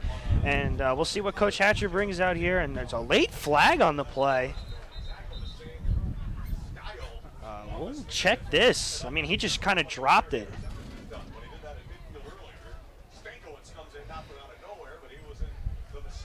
So it looks like there is a flag.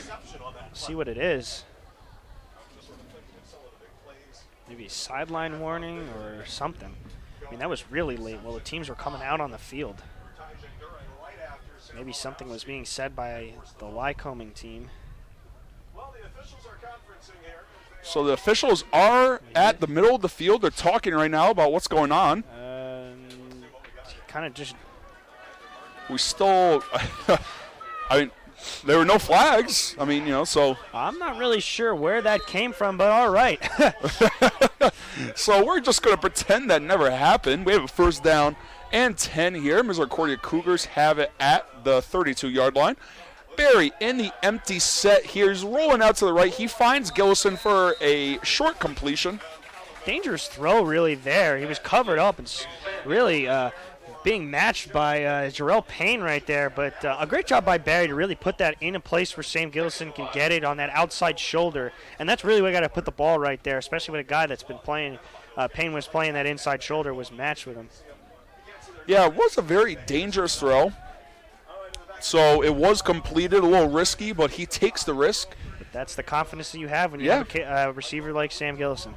So now we have a second down and 6 here. Cromwell on the right side. Barry looking to throw. Bobby Burke doing a good job. There are going to be flags here. They're going to cite maybe Bobby Burke for holding. I would look at Dwayne Sharp there, too, on the hold. I mean, that's where I thought the flag was going to go.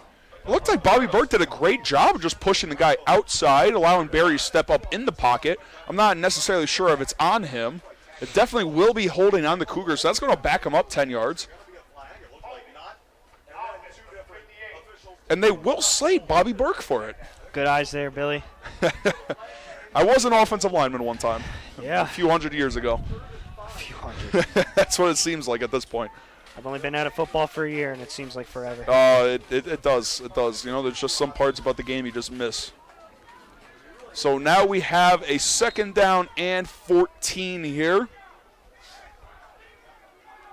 Cougars trying to bounce back from that holding call on star right tackle Bobby Burke. Aaron Berry has Cromwell in shotgun, gives the ball off to him, and he gets a gain of none. Maybe 1 on that carry. We'll be generous. We'll say maybe 1. Great job by Lycoming there, making a great play up the middle. So now number 67, Matt Stankiewicz on the tackle there for Lycoming. Great play by him. Now brings up a third down and 13 here for the Cougars.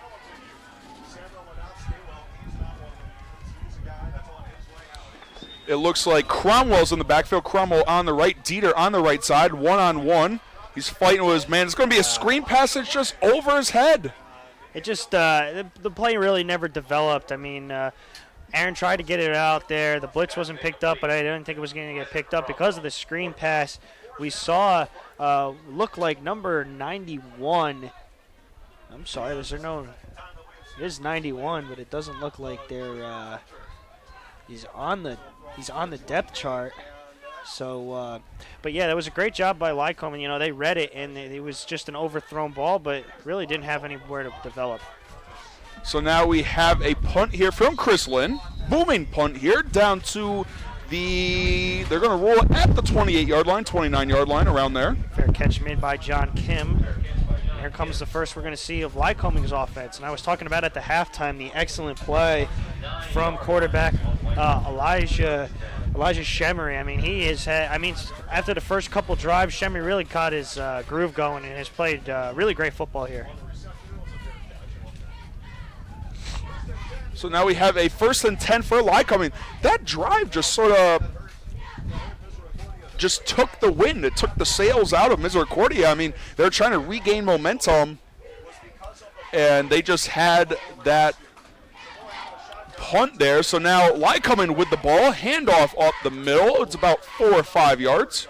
Looked like Fimbris. I will say it's Fimbris. I don't want to get the names wrong, because I've never done that before. But Yep. So it is a 2nd down and 5 here for Fimbris. Oh, man. So now it will be a 2nd down and 6. Clock running here, 12:34 left in this 3rd quarter. Just the start of the 2nd half so far. Lycoming here.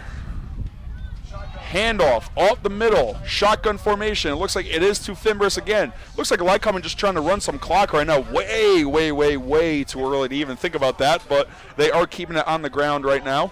Well, one of the things that both Misericordia and Lycoming were top 5 in the MAC in, and that's time of possession. They really know how to hold on to the ball and eat up some clock, and I believe that, you know, as much as they're trying to make a play in a run game, they are also trying to control the time of possession here. Make sure that you can't get this Misericordia offense, which has been so explosive, onto the field. You're definitely right about that. So now, Shemery looking to throw. He has a man. Right side is number 6. He's trying to make one man miss. He does, and he tries to get the first down, and I think he gets it. And the play could have been made there. You know, it was a good job by, I believe it was Nick Yeager, who came down, flying down from the safety position and just couldn't get the tackle down. And that's just a play you got to make when you're Misericordia defense. So great job there by Zolikoffer. I mean, he really made that first down happen himself. Absolutely. Great play outside, like a block by Costello, but I mean, breaking the tackles is huge.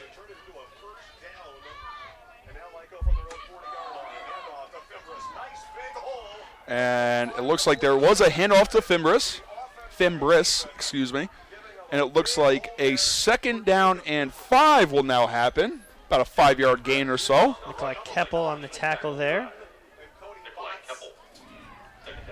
And Lycoming really leaning heavily on the run game this first half, or the 2nd half. First half, 2nd half.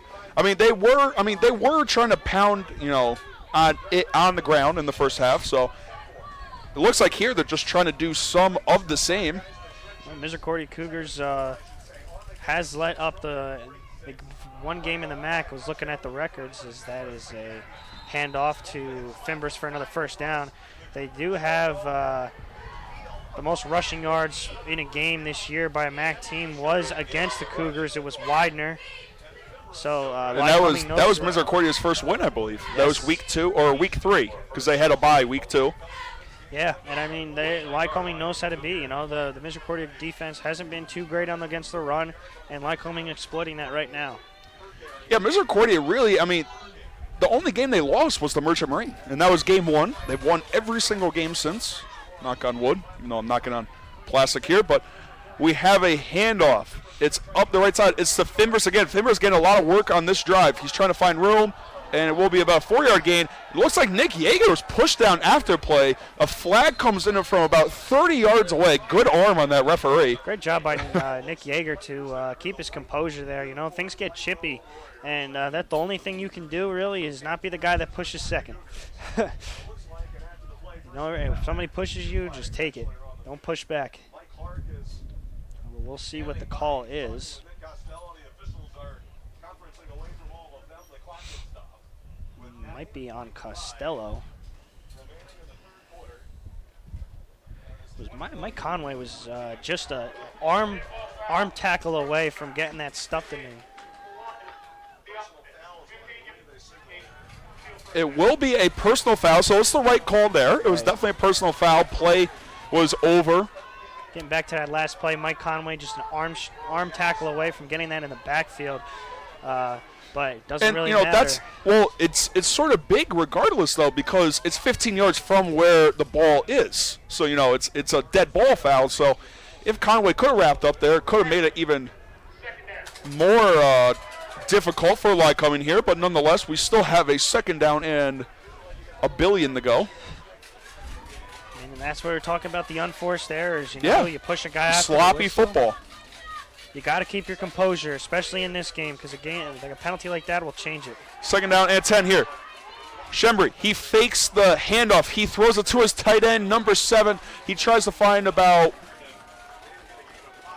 say, 4 to 5 yards on the play there. And that was the stream pass that they ran to Mulville. They ran all the way down and set up a 1-yard touchdown by Joseph. But a great job right there by Nick Yeager to really read that one, come downhill, and stop him for only a 4-yard gain. That was Mike Mulvihill on the reception there. Justin is right, the man who carried the ball down to the 2-yard line, had that controversial call down there near the end zone. So it looks like it is going to be 3rd down and 10 here for the Lycoming Warriors. Cougars, they get a rush. Shemry, he's running to the left side now. He's trying to find room, and he will dive down on his own. Another penalty on Costello. He pushed him after the whistle, and I can't believe that he is even arguing that. And Coach Ross wants him ejected. He's putting his thumb up like, get him out of here. So Coach Ross is fighting for the ejection of Costello here. So, that's just it can't happen. That just can't happen. That's a frustration play. Like you said, you got to keep your composure. And so, it was 3rd and about 20. It's going to be even more now. It's going to be 4th and 35. It was 3rd and 20. And then Shemry carried it for about 8 yards or so. There's now some more controversy on the field. The Misericordia sideline just went absolutely livid. I'm not sure what's going on here. Like I said before, there was some bad blood. I knew coming into this game it was going to be a chippy game. Both teams, they can't stand each other, to put it frank. And so I knew some of this would happen to this extent, but I just didn't think it would happen like this.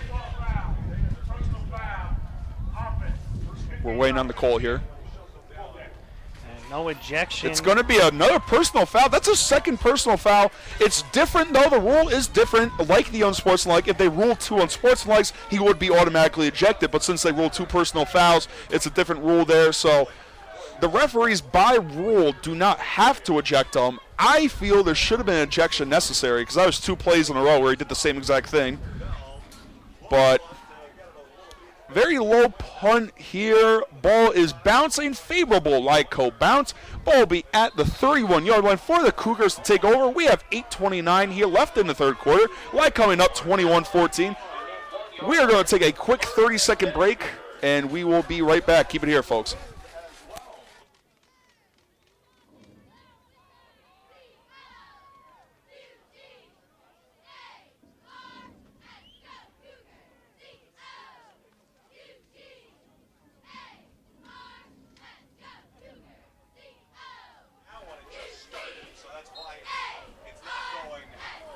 Back here live on MCN 87.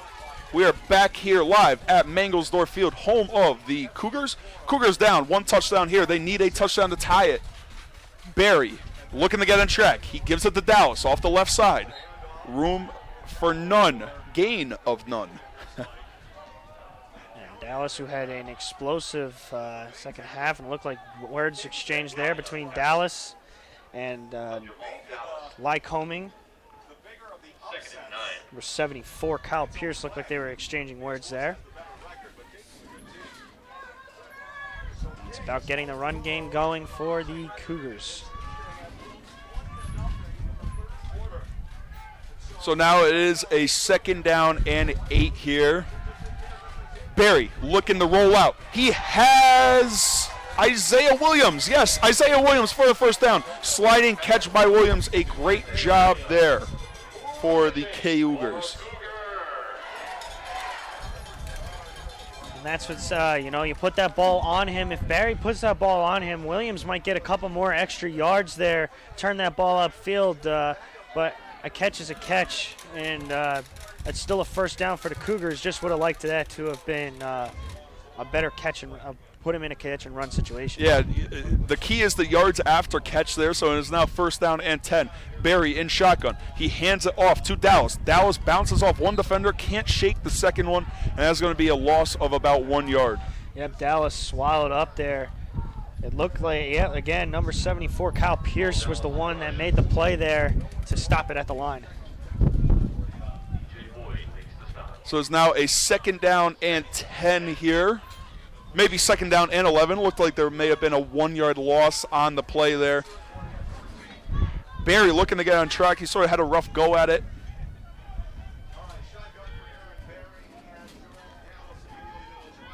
Send Williams in motion. So here we go. Barry fakes the handoff. He's looking for Kelly. Kelly was wide open across the middle, and a low ball will end up being a ground ball. Tried to put that a little bit too low for a guy like Clayton Kelly. I know he's not the tallest guy, but that's trying a difficult catch right there to make. It's not Clayton Kelly's type of catch. Right. You know what I mean? So he's not that type of receiver, so it's very difficult there for Clayton to come down with that ball. So no blame put on him there.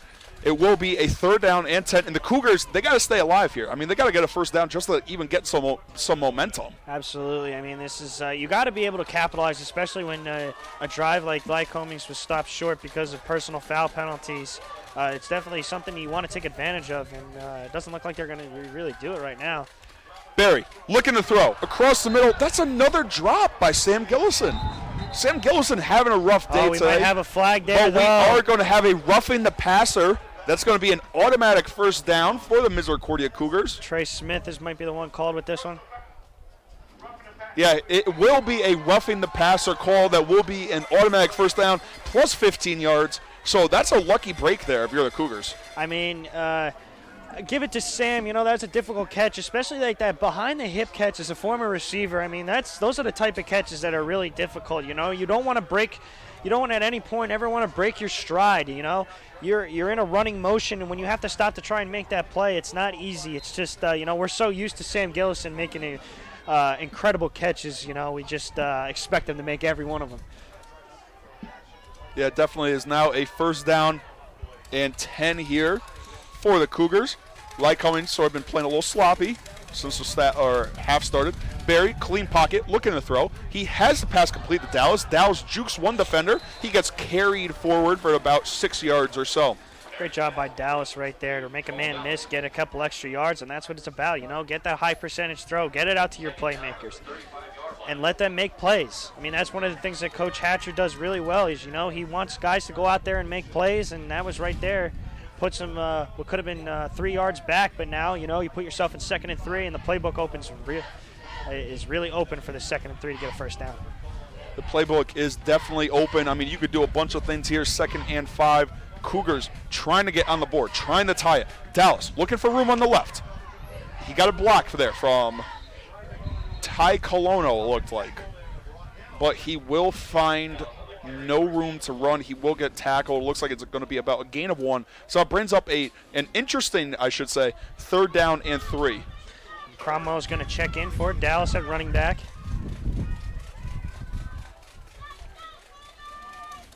Cougars here signaling. Their offensive coaches signaling down on the sidelines right now. 3rd and 3. It looks like the Lycoming really is expecting the run here. Try and get it out of Barry's hands. Get a quick throw. So here we go. Barry fakes the handoff. He's looking for room right up the middle on the keeper. He can't find any. And that's going to bring up a 4th down. think you're in 4-down territory here, Billy. Oh, you got to go for it. There's no question in my mind that you got to go for it. This has been one of the quickest quarters of football, I should say. There's 5 minutes and running down right now, 4:50 and rolling, 21-14 Lycoming. Lycoming looking to get a stop here just to take the ball back, take all the momentum away from the Misericordia Cougars. So it'll be interesting to see what happens on this 4th down. I'm going to call it 4th down and 1.5. They're going to be move precise. Cromwell all the way out to receiver at the bottom of your screen here. Yeah, Cromwell's all the way out to receiver. Barry, empty formation.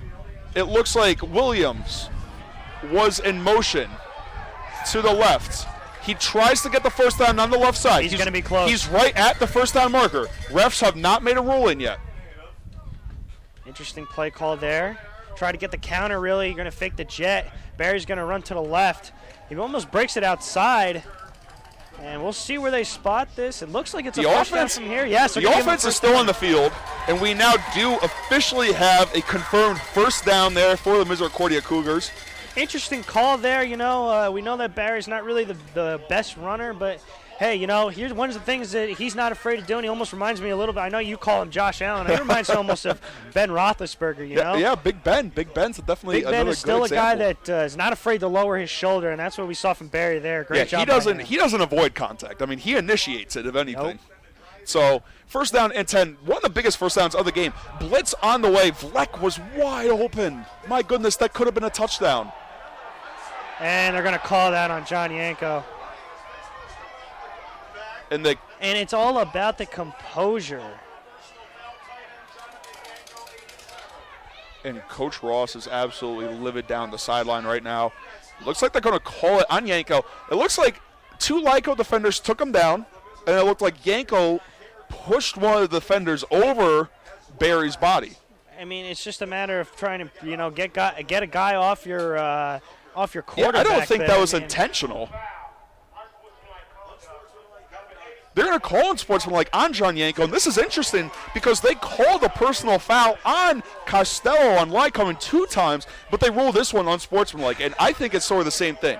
It really is, and I have to agree with you there. I'm not really sure where the where it differentiates from unsportsmanlike and personal foul. Absolutely. I mean, if you call that same thing on number 12 Costello, I mean, he's gone at both those times, but you know, not really sure where the differentiation comes from, but hey. So 2nd and 25 here. Barry looking for the screen pass. Isaiah Williams was open. He had room, a little out of his reach.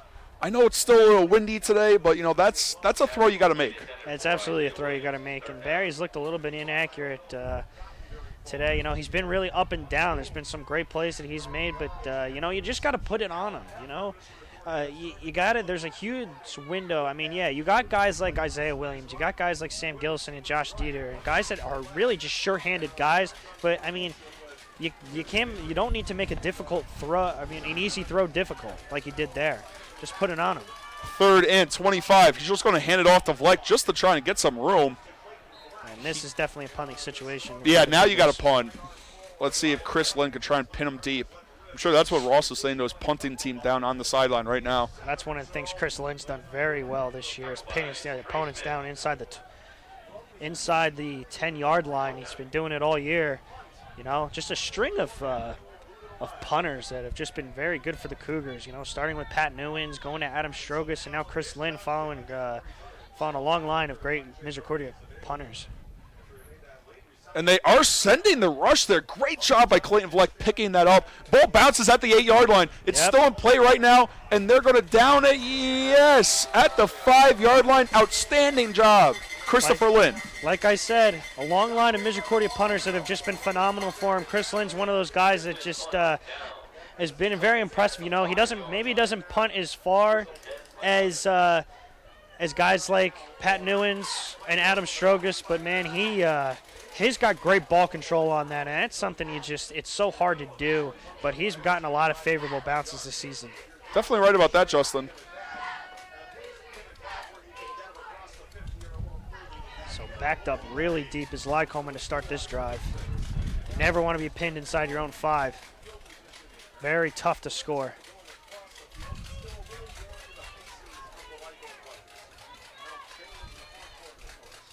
So here we go. Lycoming, first down and 10. They are pinned at their own 5-yard line.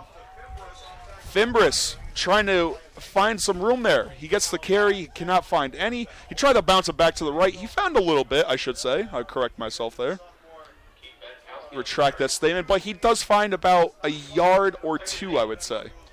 Looked like Jake Nagel on that tackle. I think it was Jake Nagel in on the tackle.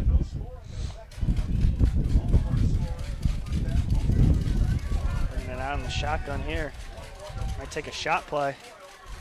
Here we go, motion from right to left. They fake the motion. Fimbris has a lot of room up the middle there. We've seen a lot of Fimbris ever since Joseph got hurt early, or I should say in the middle of the second quarter. So it's been all Fimbris since then. And that's going to be a first down and 10. And now your playbook opens up again more because, you know, you're not backed up inside your own end zone. You go in the shotgun from where they were. You're on the heels of the goal line, and now you can start throwing the ball, which is what Shemry's been able to do. Great all game. Yeah, Shemry really having a good game here. First down and 10. Lyco, minute 48 left in this third quarter. Batkowski in at running back. Batkowski now in at running back. He's sort of trying to push the pile a little bit. And he will have about a 3-yard gain. And that's what you love from running backs. You know, Batkowski gets hit at first contact. He doesn't stop moving his feet. He gains a couple extra yards. And you look at even guys like at the pros. I brought up Kareem Hunt earlier in the year, early in this broadcast, but that's just a guy that, you know, his feet never stop going. You know, he runs through contact, and that's one of the things you want from a good running back. And we've seen that a lot from Lycoming. Is, you know, their feet haven't stopped. They've been running through contact. Very good job there by Batkowski. So here we go, second down and 6. Clock still winding down. We're under a minute to play now. There is a gain of none. 50 seconds now. Clock rolling. I'm sure they're going to bring it down to as much as they can. Play clock now rolling. 45 seconds on the game clock. 35 seconds on the game clock. Great job by Mike Beck really filling that hole. Looked like Batkowski had a little bit of room to run, but it got swallowed up real quick. And Mike Beck making great contact on that. I know that's a name we haven't really said a lot today, but that's one of the things he's really good at. He's a great run stopper.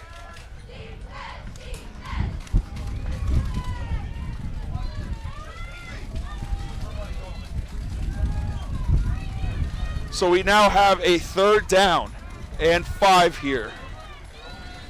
They're going to run a play. There we go. Shembry. He rolled out to his left, and he found the open receiver.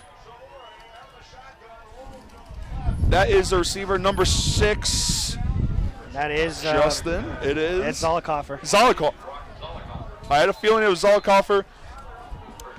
So that will be the end of the quarter, and what a big play at the end of the third quarter, extending the drive there. Usually when you run that rollout pass, you really are trying to hit a comeback route, but he ran inside Zollicoffer and almost like an inside curl, came back in the inside, he had it open, and that's just a great job by Lycoming to run that play, catch the defense off guard. So we have a full quarter of football left here. Lycoming up 21-14. They have the ball. First down and 10. It's going to be from their own 32-yard line. Lycoming just trying to run some clock here. They kept it on the ground a bunch. We saw the injury to Joseph in the second quarter. They're now using Fimbris a lot more, and he's been doing a great job. That step-up mentality like we always talk about. Well, and that's exactly what it is in football. You know, someone gets hurt, you got to really it's always the next man up. You know, injuries occur in every sport, but especially in football, it really you run away from your you get guys that get hurt. It's really a next man up mentality, especially at the quarterback position. We know Barry has to step into that role, but it really is anybody, and you never really know who's going to step up after an injury. So it's now a first down and 10 here. Shotgun here. Fimbris up the right side, looking for places to run. He cannot find any. Oh, it was Batkowski on the Or Batkowski, excuse me. They keep switching up the running backs on me. There's a couple of scores around the MAC so far. Albright is tied right now with 3:59 left to go in the second quarter, 7-7. The Stevenson Mustangs over top of FDU, 28-0. I know we're keeping a close eye on that Delaware Valley game. Yeah, Del Val, that's the game we want to keep an eye on. 12-0 so far, Delaware Valley. So here we go, is now Batkowski again. Batkowski again, and he's looking for room. Cannot find it. Beck, Grauso, and Yeager on that tackle. 14 minutes now, 14-6, 5 is still rolling down here. It's a very windy day. It's one of the warmest days in history. Very sarcastic in that saying because it was probably one of the coldest games we've had in a while. A couple other scores. Kings 13-0 over Wilkes right now at the half, and Alvernia and University of New England 21-21 at half. It's now a third down and about 7. He's looking for it, and it is broken up. What an unbelievable play. The freshman Hefner breaking that up. I thought Zolikoff was going to make a great catch in traffic there. Great job by Hefner right there to break that up. That was really late, too. And it looked like number 7, Mike Mulvihill, he was running back to the sideline, and he got in the way of Misericordia trying to, tap each other up and say, great job. And he sort of flopped and had a LeBron James fall there. So I think we're getting to a point now where anyone's just trying to draw a flag. Yeah, and Lycoming, number 1 in the MAC with opposing penalties. So, but I don't know. That's not really the case today. Dieter going to return that. Stood right up at the 30.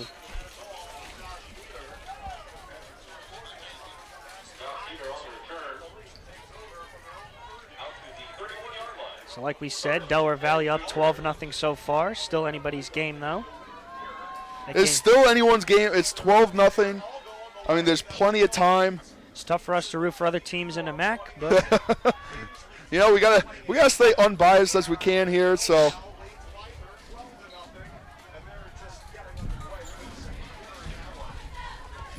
first and 10 from the 31. Look at that single coverage at the bottom of the screen there. Gillison rotating the corner. So Barry looking to throw.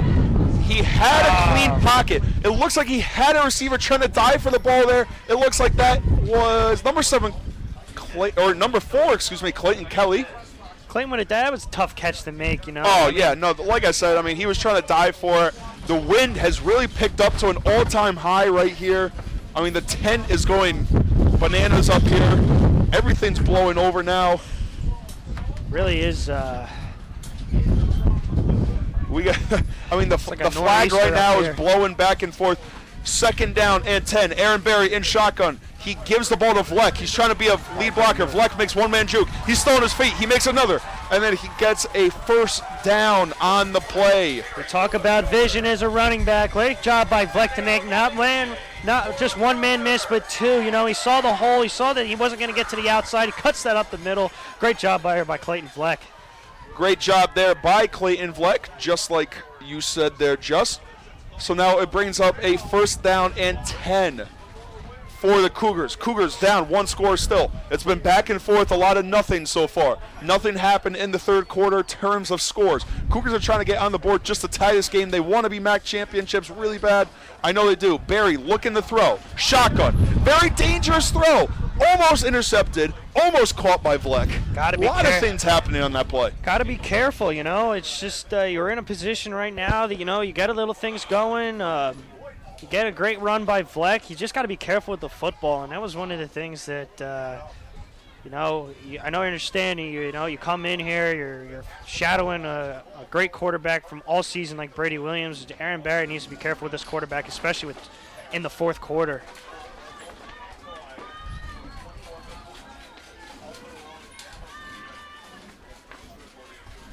So now is a second down and 10. Handoff to Vleck. Vleck up the left side. Great block on the outside by Gillison.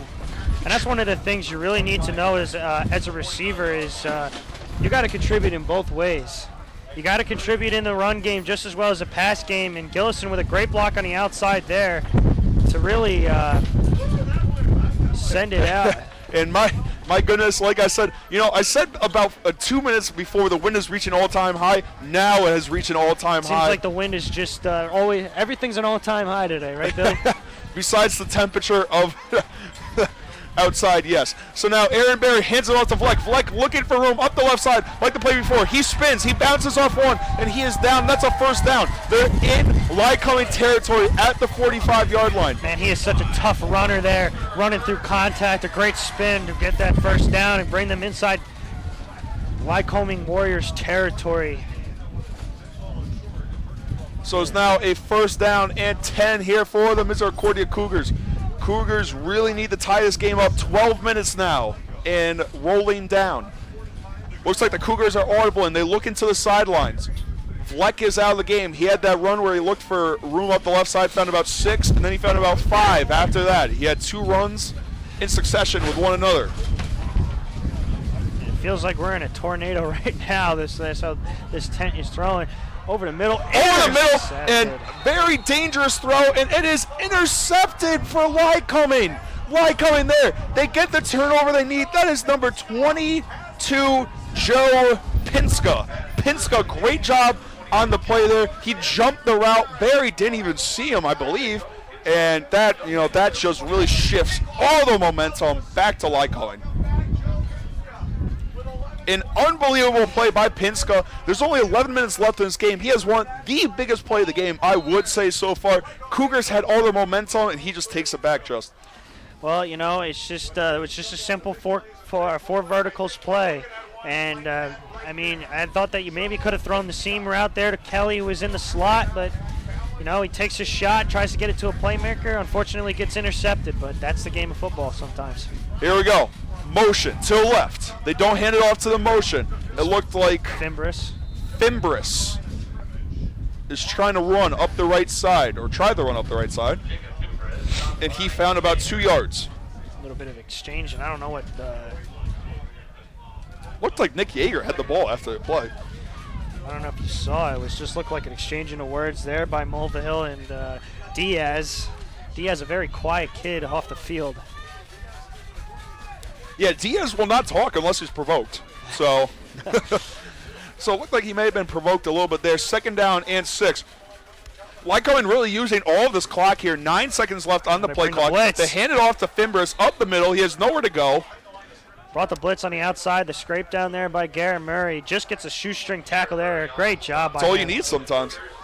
All you need is one hand to trip somebody up, and that's exactly what happened. Garrett Murray, great job. Great call defensively. I mean, how often does that happen? I mean, I know your favorite team, the Miami Dolphins. I mean, you have one of the best defensive players in the NFL, in my opinion, Xavier Howard. So I feel like it does happen a lot with him, type of guy like that. It's just a matter of, when you can do a lot with good corners, especially with the safeties. If you got a corner that's playing lockdown, like Diaz has been pretty much all season, you can do a lot with your safeties. Expect them to cover. Here we go. Intercepted. Oh my goodness! The ball is intercepted by Zach Orzel. Zach Orzel looking for room. He gets dragged down. Zach Orzel jumped the route. Shumbreeze had a great game all game. He made the worst mistake of the game right there. He tried to throw in the double coverage. Zach Orzel had the route undercutted. Misericordia gets the ball back. I'm out of breath. And it is a first down, Misericordia Cougars. It's not like he didn't have his guy open. I mean, you just threw it a little bit short, and when Orzel was there to undercut it. Yeah, I mean, you put a little bit more air on that ball, get it a little bit higher, you have a play. But that's the second time today we've seen back-to-back interceptions on drives, and it's just a matter of taking advantage of the turnovers. Is one of the biggest things. So here we go. It is a handoff to the left. Looked like It was Dallas in the carry. Dallas had some green in front of him. He gets tackled after a 4-yard gain, I'll say. 2nd down and 6. So now a 2nd down and 6 for the Misericordia Cougars. 9:24 running down in this last quarter of play. Was supposed to be the last home game of the year. Could be a home game next week, depending on what happens. All depends on seeding. All depends on seeding. We're not going to jump the gun yet. Barry in the shotgun. He's getting pressured. And he throws the ball, I want to say away, and it almost ended up being in the hands of Sam Gillison. Yeah, the pressure's just getting there, and the thing is that the young quarterback really isn't picking up the blitzes too good, because that's like one of the many times today I feel like they've just had a couple of guys uncovered just coming through the gaps. Now looks like Aaron Berry is a little shaken up. He's walking a little gingerly right now, but I don't know how many quarterback options you have. Well, we're not really sure who the next guy is. It might be number 17, the freshman Mitchell McHale, who steps in I don't next. even see anyone warming up on the sideline, so I'm assuming that Aaron Berry is all right. He stayed in the game. Berry here to throw on third down. He's looking to throw. The ball's batted up. It's batted up about 3 times. Julian Edelman-esque in the Super Bowl. My goodness. It gets completed, and that's the first down. It's tipped for at the Misericordia line, Cougars. tipped by Josh Dieter, tipped by the defender, and caught by Isaiah Williams. I mean, you rarely see that.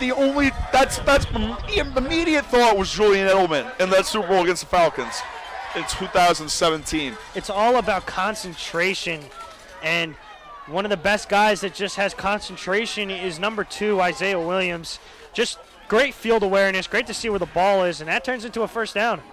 So now here, first down, handoff to Dallas. Dallas is just gobbled up by about 4 Lyco defenders, gain of 1. It is second down and 9 here, 8:15 left in the fourth quarter. We're trying to stay warm. I know all 3,000 of the fans here. Trying to make sure this tent doesn't flip over.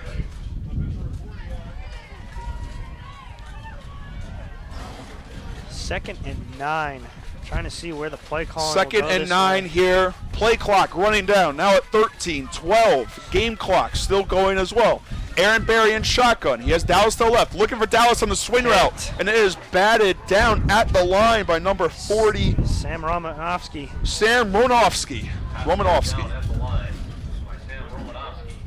Great play by him, and you know they've been really going to that out route today by the running back, running that flat route today.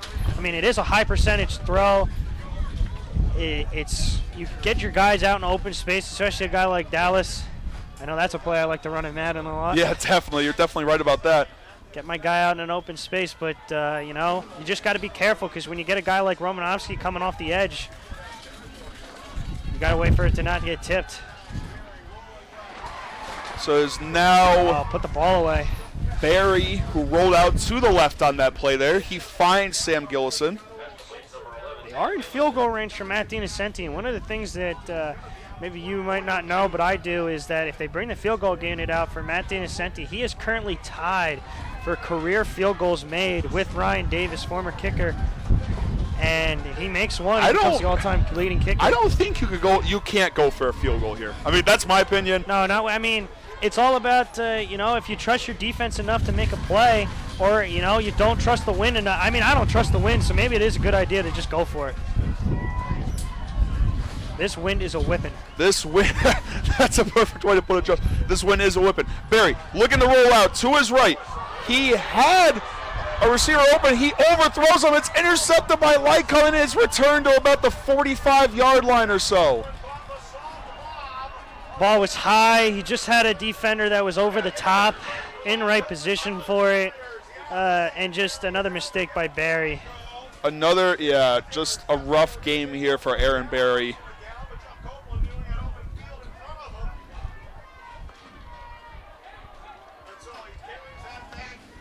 So rough job there. Takes a lot of the wind out of the sails. Definitely not the wind in the game here because it's one of the windiest games I've been a part of. Absolutely. I can't argue with you there. So here we go. First down and 10. Lycoming retains possession, ball at their own 46. Handoff up the middle, shotgun. A gain of none for Bakowski. I got to say, Justin, this reminds me, Buffalo played Kent State the other night in Buffalo. And, you know, I was looking, it said the over-under was about 52. And I was wondering, you know, or 44, I should say. And I was wondering, why is it so low? I looked at the wind, and the wind was 25 miles per hour to 50. The whole entire game sustained. It's one thing you can't prepare for. So it's just, that's it. I mean, wind really affects games. It's one of the things you gotta. I mean, you can and you can't prepare for. You know, you gotta take what you can get there, and you just gotta adjust appropriately. Gonna bring Zolkoffer in motion. So we'll be Batkowski again. Batkowski gets a gain of about 3 after the run from shotgun there with the motion coming from left to right. A lot of misdirection today by Lycoming. You know, they've been bringing Zolkoffer into motion a lot today to try and, you know, they did give him the sweep, I think, only once today. And trying to do a lot of misdirection, trying to hide the defense where the ball is. Hasn't really paid off that much today.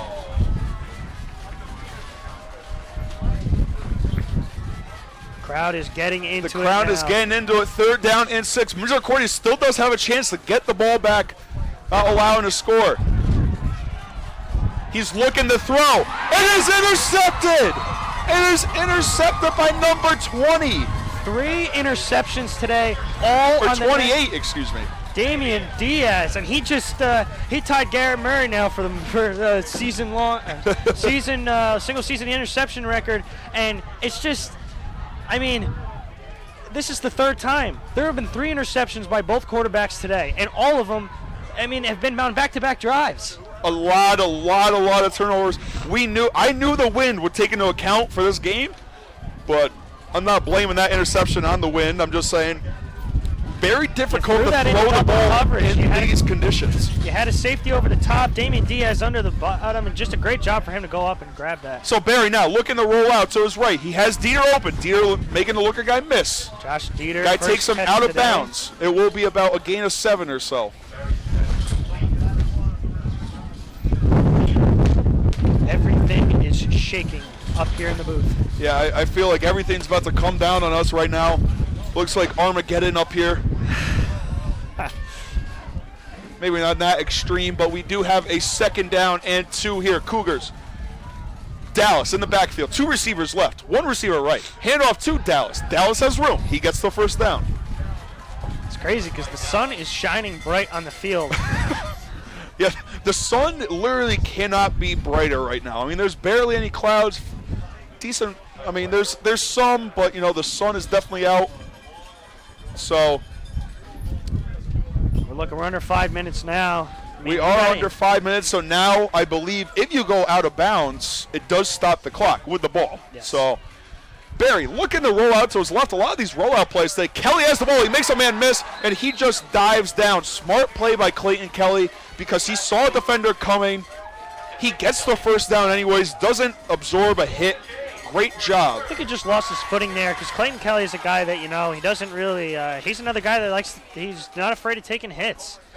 I think he just lost his footing there, but again, they're really rolling Barry out now. You know, the pressure's been coming up the middle. They've been getting unblocked guys, so by rolling out your quarterback, it gives him an opportunity to not really worry about. So here we go. Barry looking to throw. He has Kelly. Kelly comes down with a leaping catch in the air, and he has it. It is a 1st down. Misericordia Cougars. 4:09 left here in this game. Cougars are moving the chains. They're trying to get up their ball pretty quick. Barry directing his offense. He has 2 receivers on the right side, 2 on the left.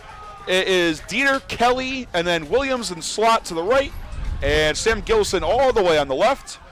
Handoff to Dallas. Dallas makes a man miss and has a few people dive at him. A lot of missed tackles today being made by these Misericordia running backs. You know, it's not just Dallas, it's Fleck, it's Cromwell. You know, we've been seeing not as much of Cromwell today since the 1st half, but man, these running backs is just one guy after one guy after one guy. Yeah, it's just a guy, another and another and another. So here we go, 1st down. Great block there by the running back. Barry looking to throw. He's looking deep. He has a few people. It looks like Williams fell. Gillison was in the vicinity. Not really sure where he was looking at that play. I'm not sure which receiver he was trying to throw to. I don't know if it was just a miscommunication on plays, but it looked like both of them were running deep routes when maybe one of them should have been running an out route or something else. But they both ran deep. They both were very well covered. But like you were saying, great pickup, blitz pickup by Dallas. That's what you also need from your running backs, being able to get a nice chip on those defensive ends. So here we go. Third down and 7. Barry looking to throw. He has a clean pocket. He's still got time. He finds a diving wide receiver across the middle. That's Clayton Kelly. Kelly will be... A yard short. Oh, my goodness. He's going to be a yard short with 3 minutes left on the clock and rolling down. 4th down and 2. This is why we love football. Situations just like this. Exciting 4th down opportunity here. They need one here. The Cougars, they still have all 3 timeouts. They could stop the clock if they don't get it on defense. We're not thinking about that right now. Barry in shotgun, looking to throw. He's looking for Dieter. It is broken up by Lycoming. It is broken up by number 29 for Lycoming. That is really number needed that one. 29, DJ Boyd. Great play by DJ Boyd. He looked for Dieter on the left side. It was about a 3-yard throw. You only needed a yard. Interesting play call. Couldn't get it. 2:38 left on the clock. Misericordia has all 3 Now the timeouts. pressure really shifts to this defense. They need to make a stop here so that they can get the ball back and score. Or, you can score on defense, but Yeah. I mean, you never know. you really don't. Well, I mean, Anything anything could happen. Like I said, they still have all 3 timeouts. Nobody has scored this whole second half, I don't believe. It's been all defense really today. There we go. Motion. Left. Handoff. Up the middle. He has room. Nice run by Fimbris there. He gets about 5 yards. I think Ross is just going to start calling all of his timeouts now. Yep. I think now would be the best time to call them. So timeout by Misericordia. We're going to keep it here. It's the end of the game. We don't want to go anywhere. So it's 2:33 left. Lycoming has the ball. They're up 21-14. They are looking to close this game away, and they're trying to ruin Misericordia's chances, I should say, at a MAC championship. Yeah, I mean, and that's one of those things is, maybe you're not in a position to really win the conference, but it puts a lot of, you can say, hey, you could ruin another team's chances. Absolutely. This would be a tremendous upset if Lycoming comes in here and gets this win. I saw there was a little bit of trash talk yesterday. Apparently Lycoming in their locker room, they had a picture of Mangelsdorf Field and said an easy win tomorrow. So I mean they definitely came in confident, I'll say that. So but now we have a 2nd down and 5. Coach Ross trying to get his defense Still have a 12-0 to get a stop game. here. Again, with Delaware Valley, 12-0 over Widener. That one was going into the half, so still couldn't be a Widener ball. Still anyone's ball game there. So 2nd down and 5. Looking for room. None up the middle. Coach Ross is going to call another timeout. And it looked like a few seconds ran out. It looked like Coach Ross wanted to call a timeout 5 seconds ago, and he couldn't get it until now. Nothing going there. Great job by the Misericordia defensive line to stuff him there. So that's going to bring up a 3rd down and 5. 2:26 left. A 1st down essentially puts this game in the bag for Lycoming. I mean, they're definitely in a tough situation right now. You need a stop. You need to be able to get the ball back into your offense.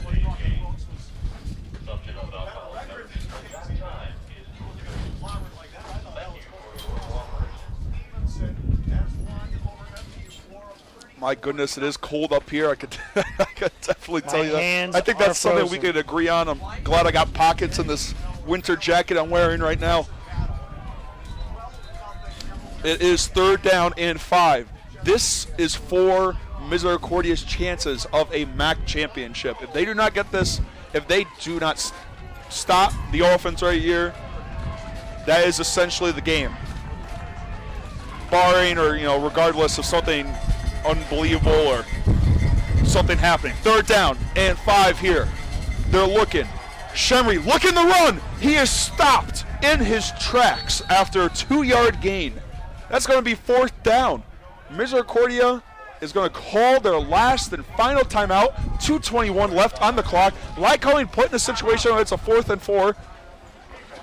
You can't even think about going for it. No, I mean, you're you take Try a and draw them off sides. Maybe you take a risk here, maybe a fake punt, maybe something that's just, you know, at the end of the day, you're Lycoming still fighting for a bowl game, still in a position for a playoff game.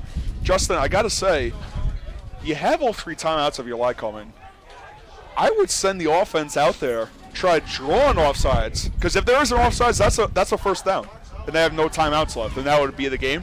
And then if you don't draw them offsides, you take the penalty or you call a timeout. I mean, that's what I would do, but there's nothing wrong with trying to draw the defense off.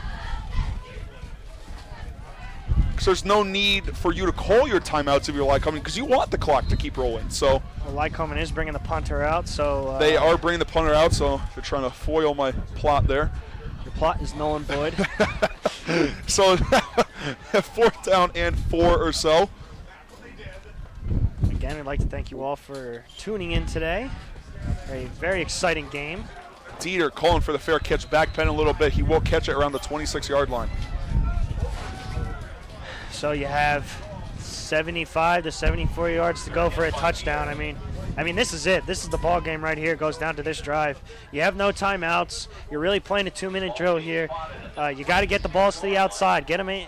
If you have to go to the middle, you got to make sure it's a first down so you don't have the clock to continue to run. Out routes, maybe quick posts over the middle so you can get a first down, but you're really playing clock, man. You have the clock against you if you're the Cougars right now. It is now 1st down and 10. Barry looking to throw to his left. He's rolling out again. He had Isaiah Williams, and they're going to roll it. Yes, they're going to roll it a catch. He gets 1 foot in bounds. That's all you need. He got that left foot in, and, maybe that's not good on Sundays, but it's Saturday right now. It's Saturday. It is Saturday. It is not the NFL. We got college going on, so that will be ruled a catch. And, that's difficult because it looked like a little bit of a bowel possession. They rule it catch. They can't do anything about that now. So 1st down and 10, clock rolling. We're at 2 minutes now. Play clock at 14 and running down. Barry in the shotgun. He's looking to throw. Clean pocket. He's looking to throw, and he finds – no, it is not caught. I wanted to say it was caught. But that's fine, I think, in my opinion, because, the ball hits the ground. Time Stops the clock. Now you get to keep your composure. You catch that, it's about only 5 yards. Now you're 2nd and 5, and you're rushing to the line. I think that ball needed to be incomplete. Yeah, it would have only been a 4-yard gain or 5-yard gain, so there's no point in that and letting the clock run down. Or roll more, I should say, excuse me. So Barry looking to roll out to his right now, and he throws a line drive into the ground. That's going to be incomplete. Not a very good throw, but it looked like number 20. Looked like no one was available to throw to. Yeah, but it looked like it wasn't really going to anybody, but at the end of the day, I think it was number 29, DJ Boyd was right there. He was going to undercut that one, so, who knows? 3rd down and 10 here. They're at their own 41-yard line.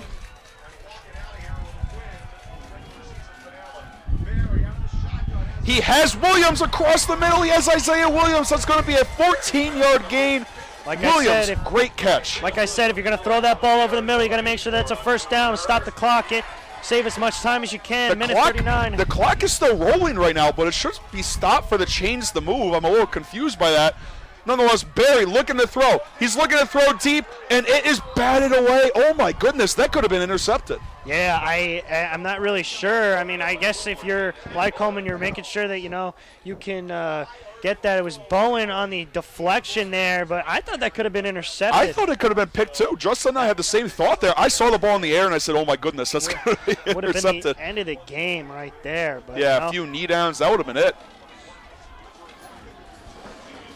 About 1:28 left to go here.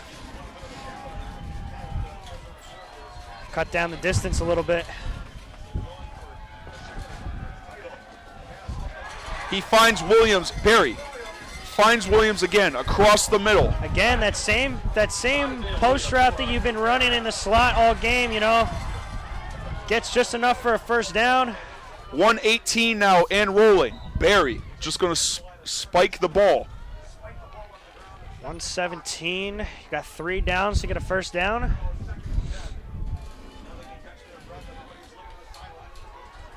The whole Misericordia offense is looking to the sideline for the play call here.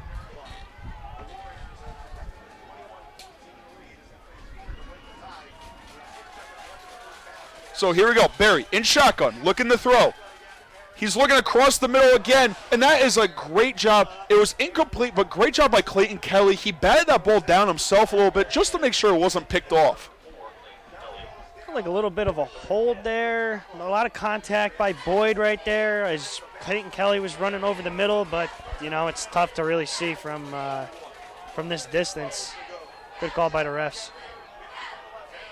So here we go. We have a 3rd down and 10. Barry looking to roll out to the right. He's looking to throw. He had Kelly. A diving play. Incomplete. One of the biggest plays of the game. That is deflected by number 28, Joel Payne, a name we've been saying all day.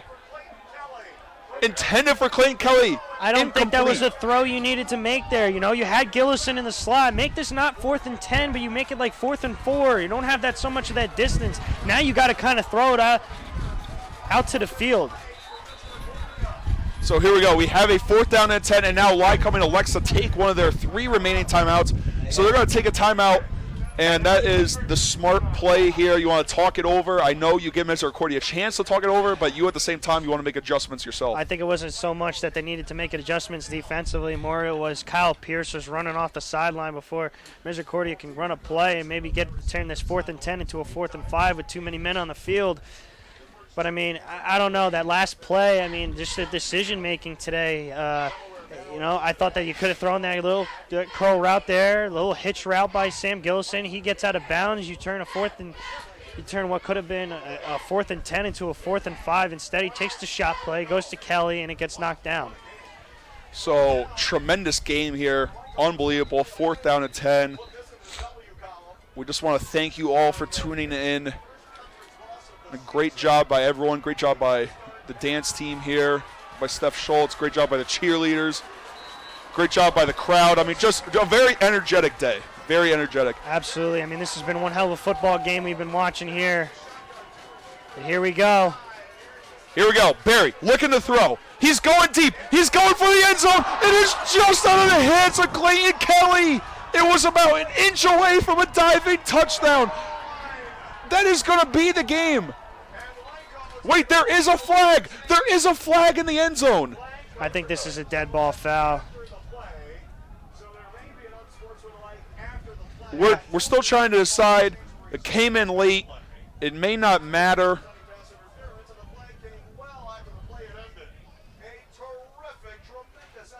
Oh my goodness. An inch away. I mean, that is literally an inch away from a touchdown. Just a step away. And, you know, sometimes it's just it's about ball placement. It's about putting it in a place where your receiver can get it. That diving catch is not easy as someone that's played receiver not only at the college level. It's not easy to make.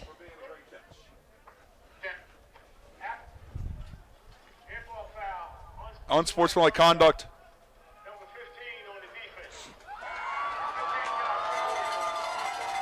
It was a 15-yard penalty on the defense. I don't think the crowd understands, though, that's still Lycoming ball. It's a dead ball foul, meaning it happened after the play. You can't revoke what happened during the play, so it's still a game. I mean, it's nothing to get excited about.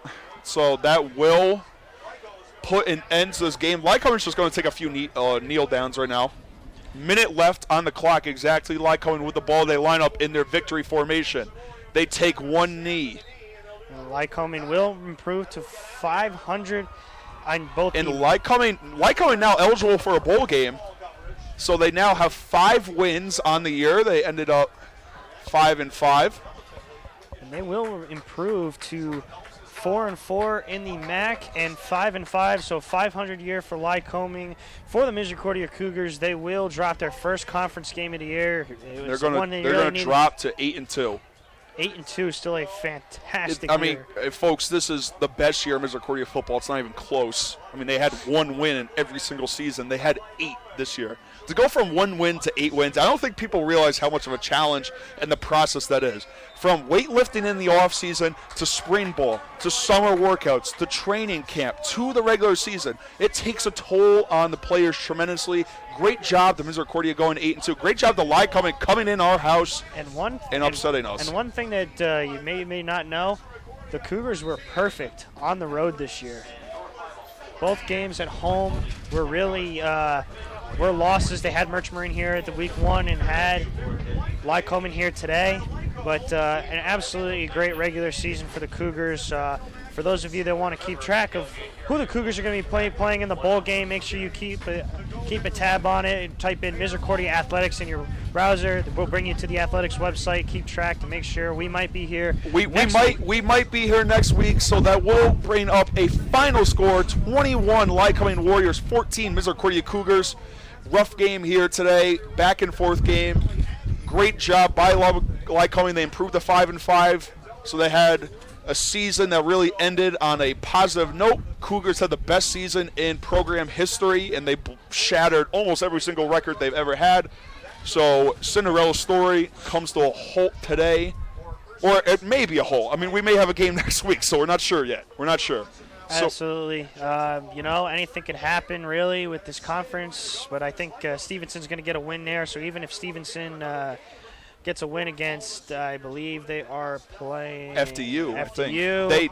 They might win the conference if Delaware Valley would drop one to Widener. But that'll do it right there for us. From Billy and myself, I'm Justin Connolly. Thank you for tuning in.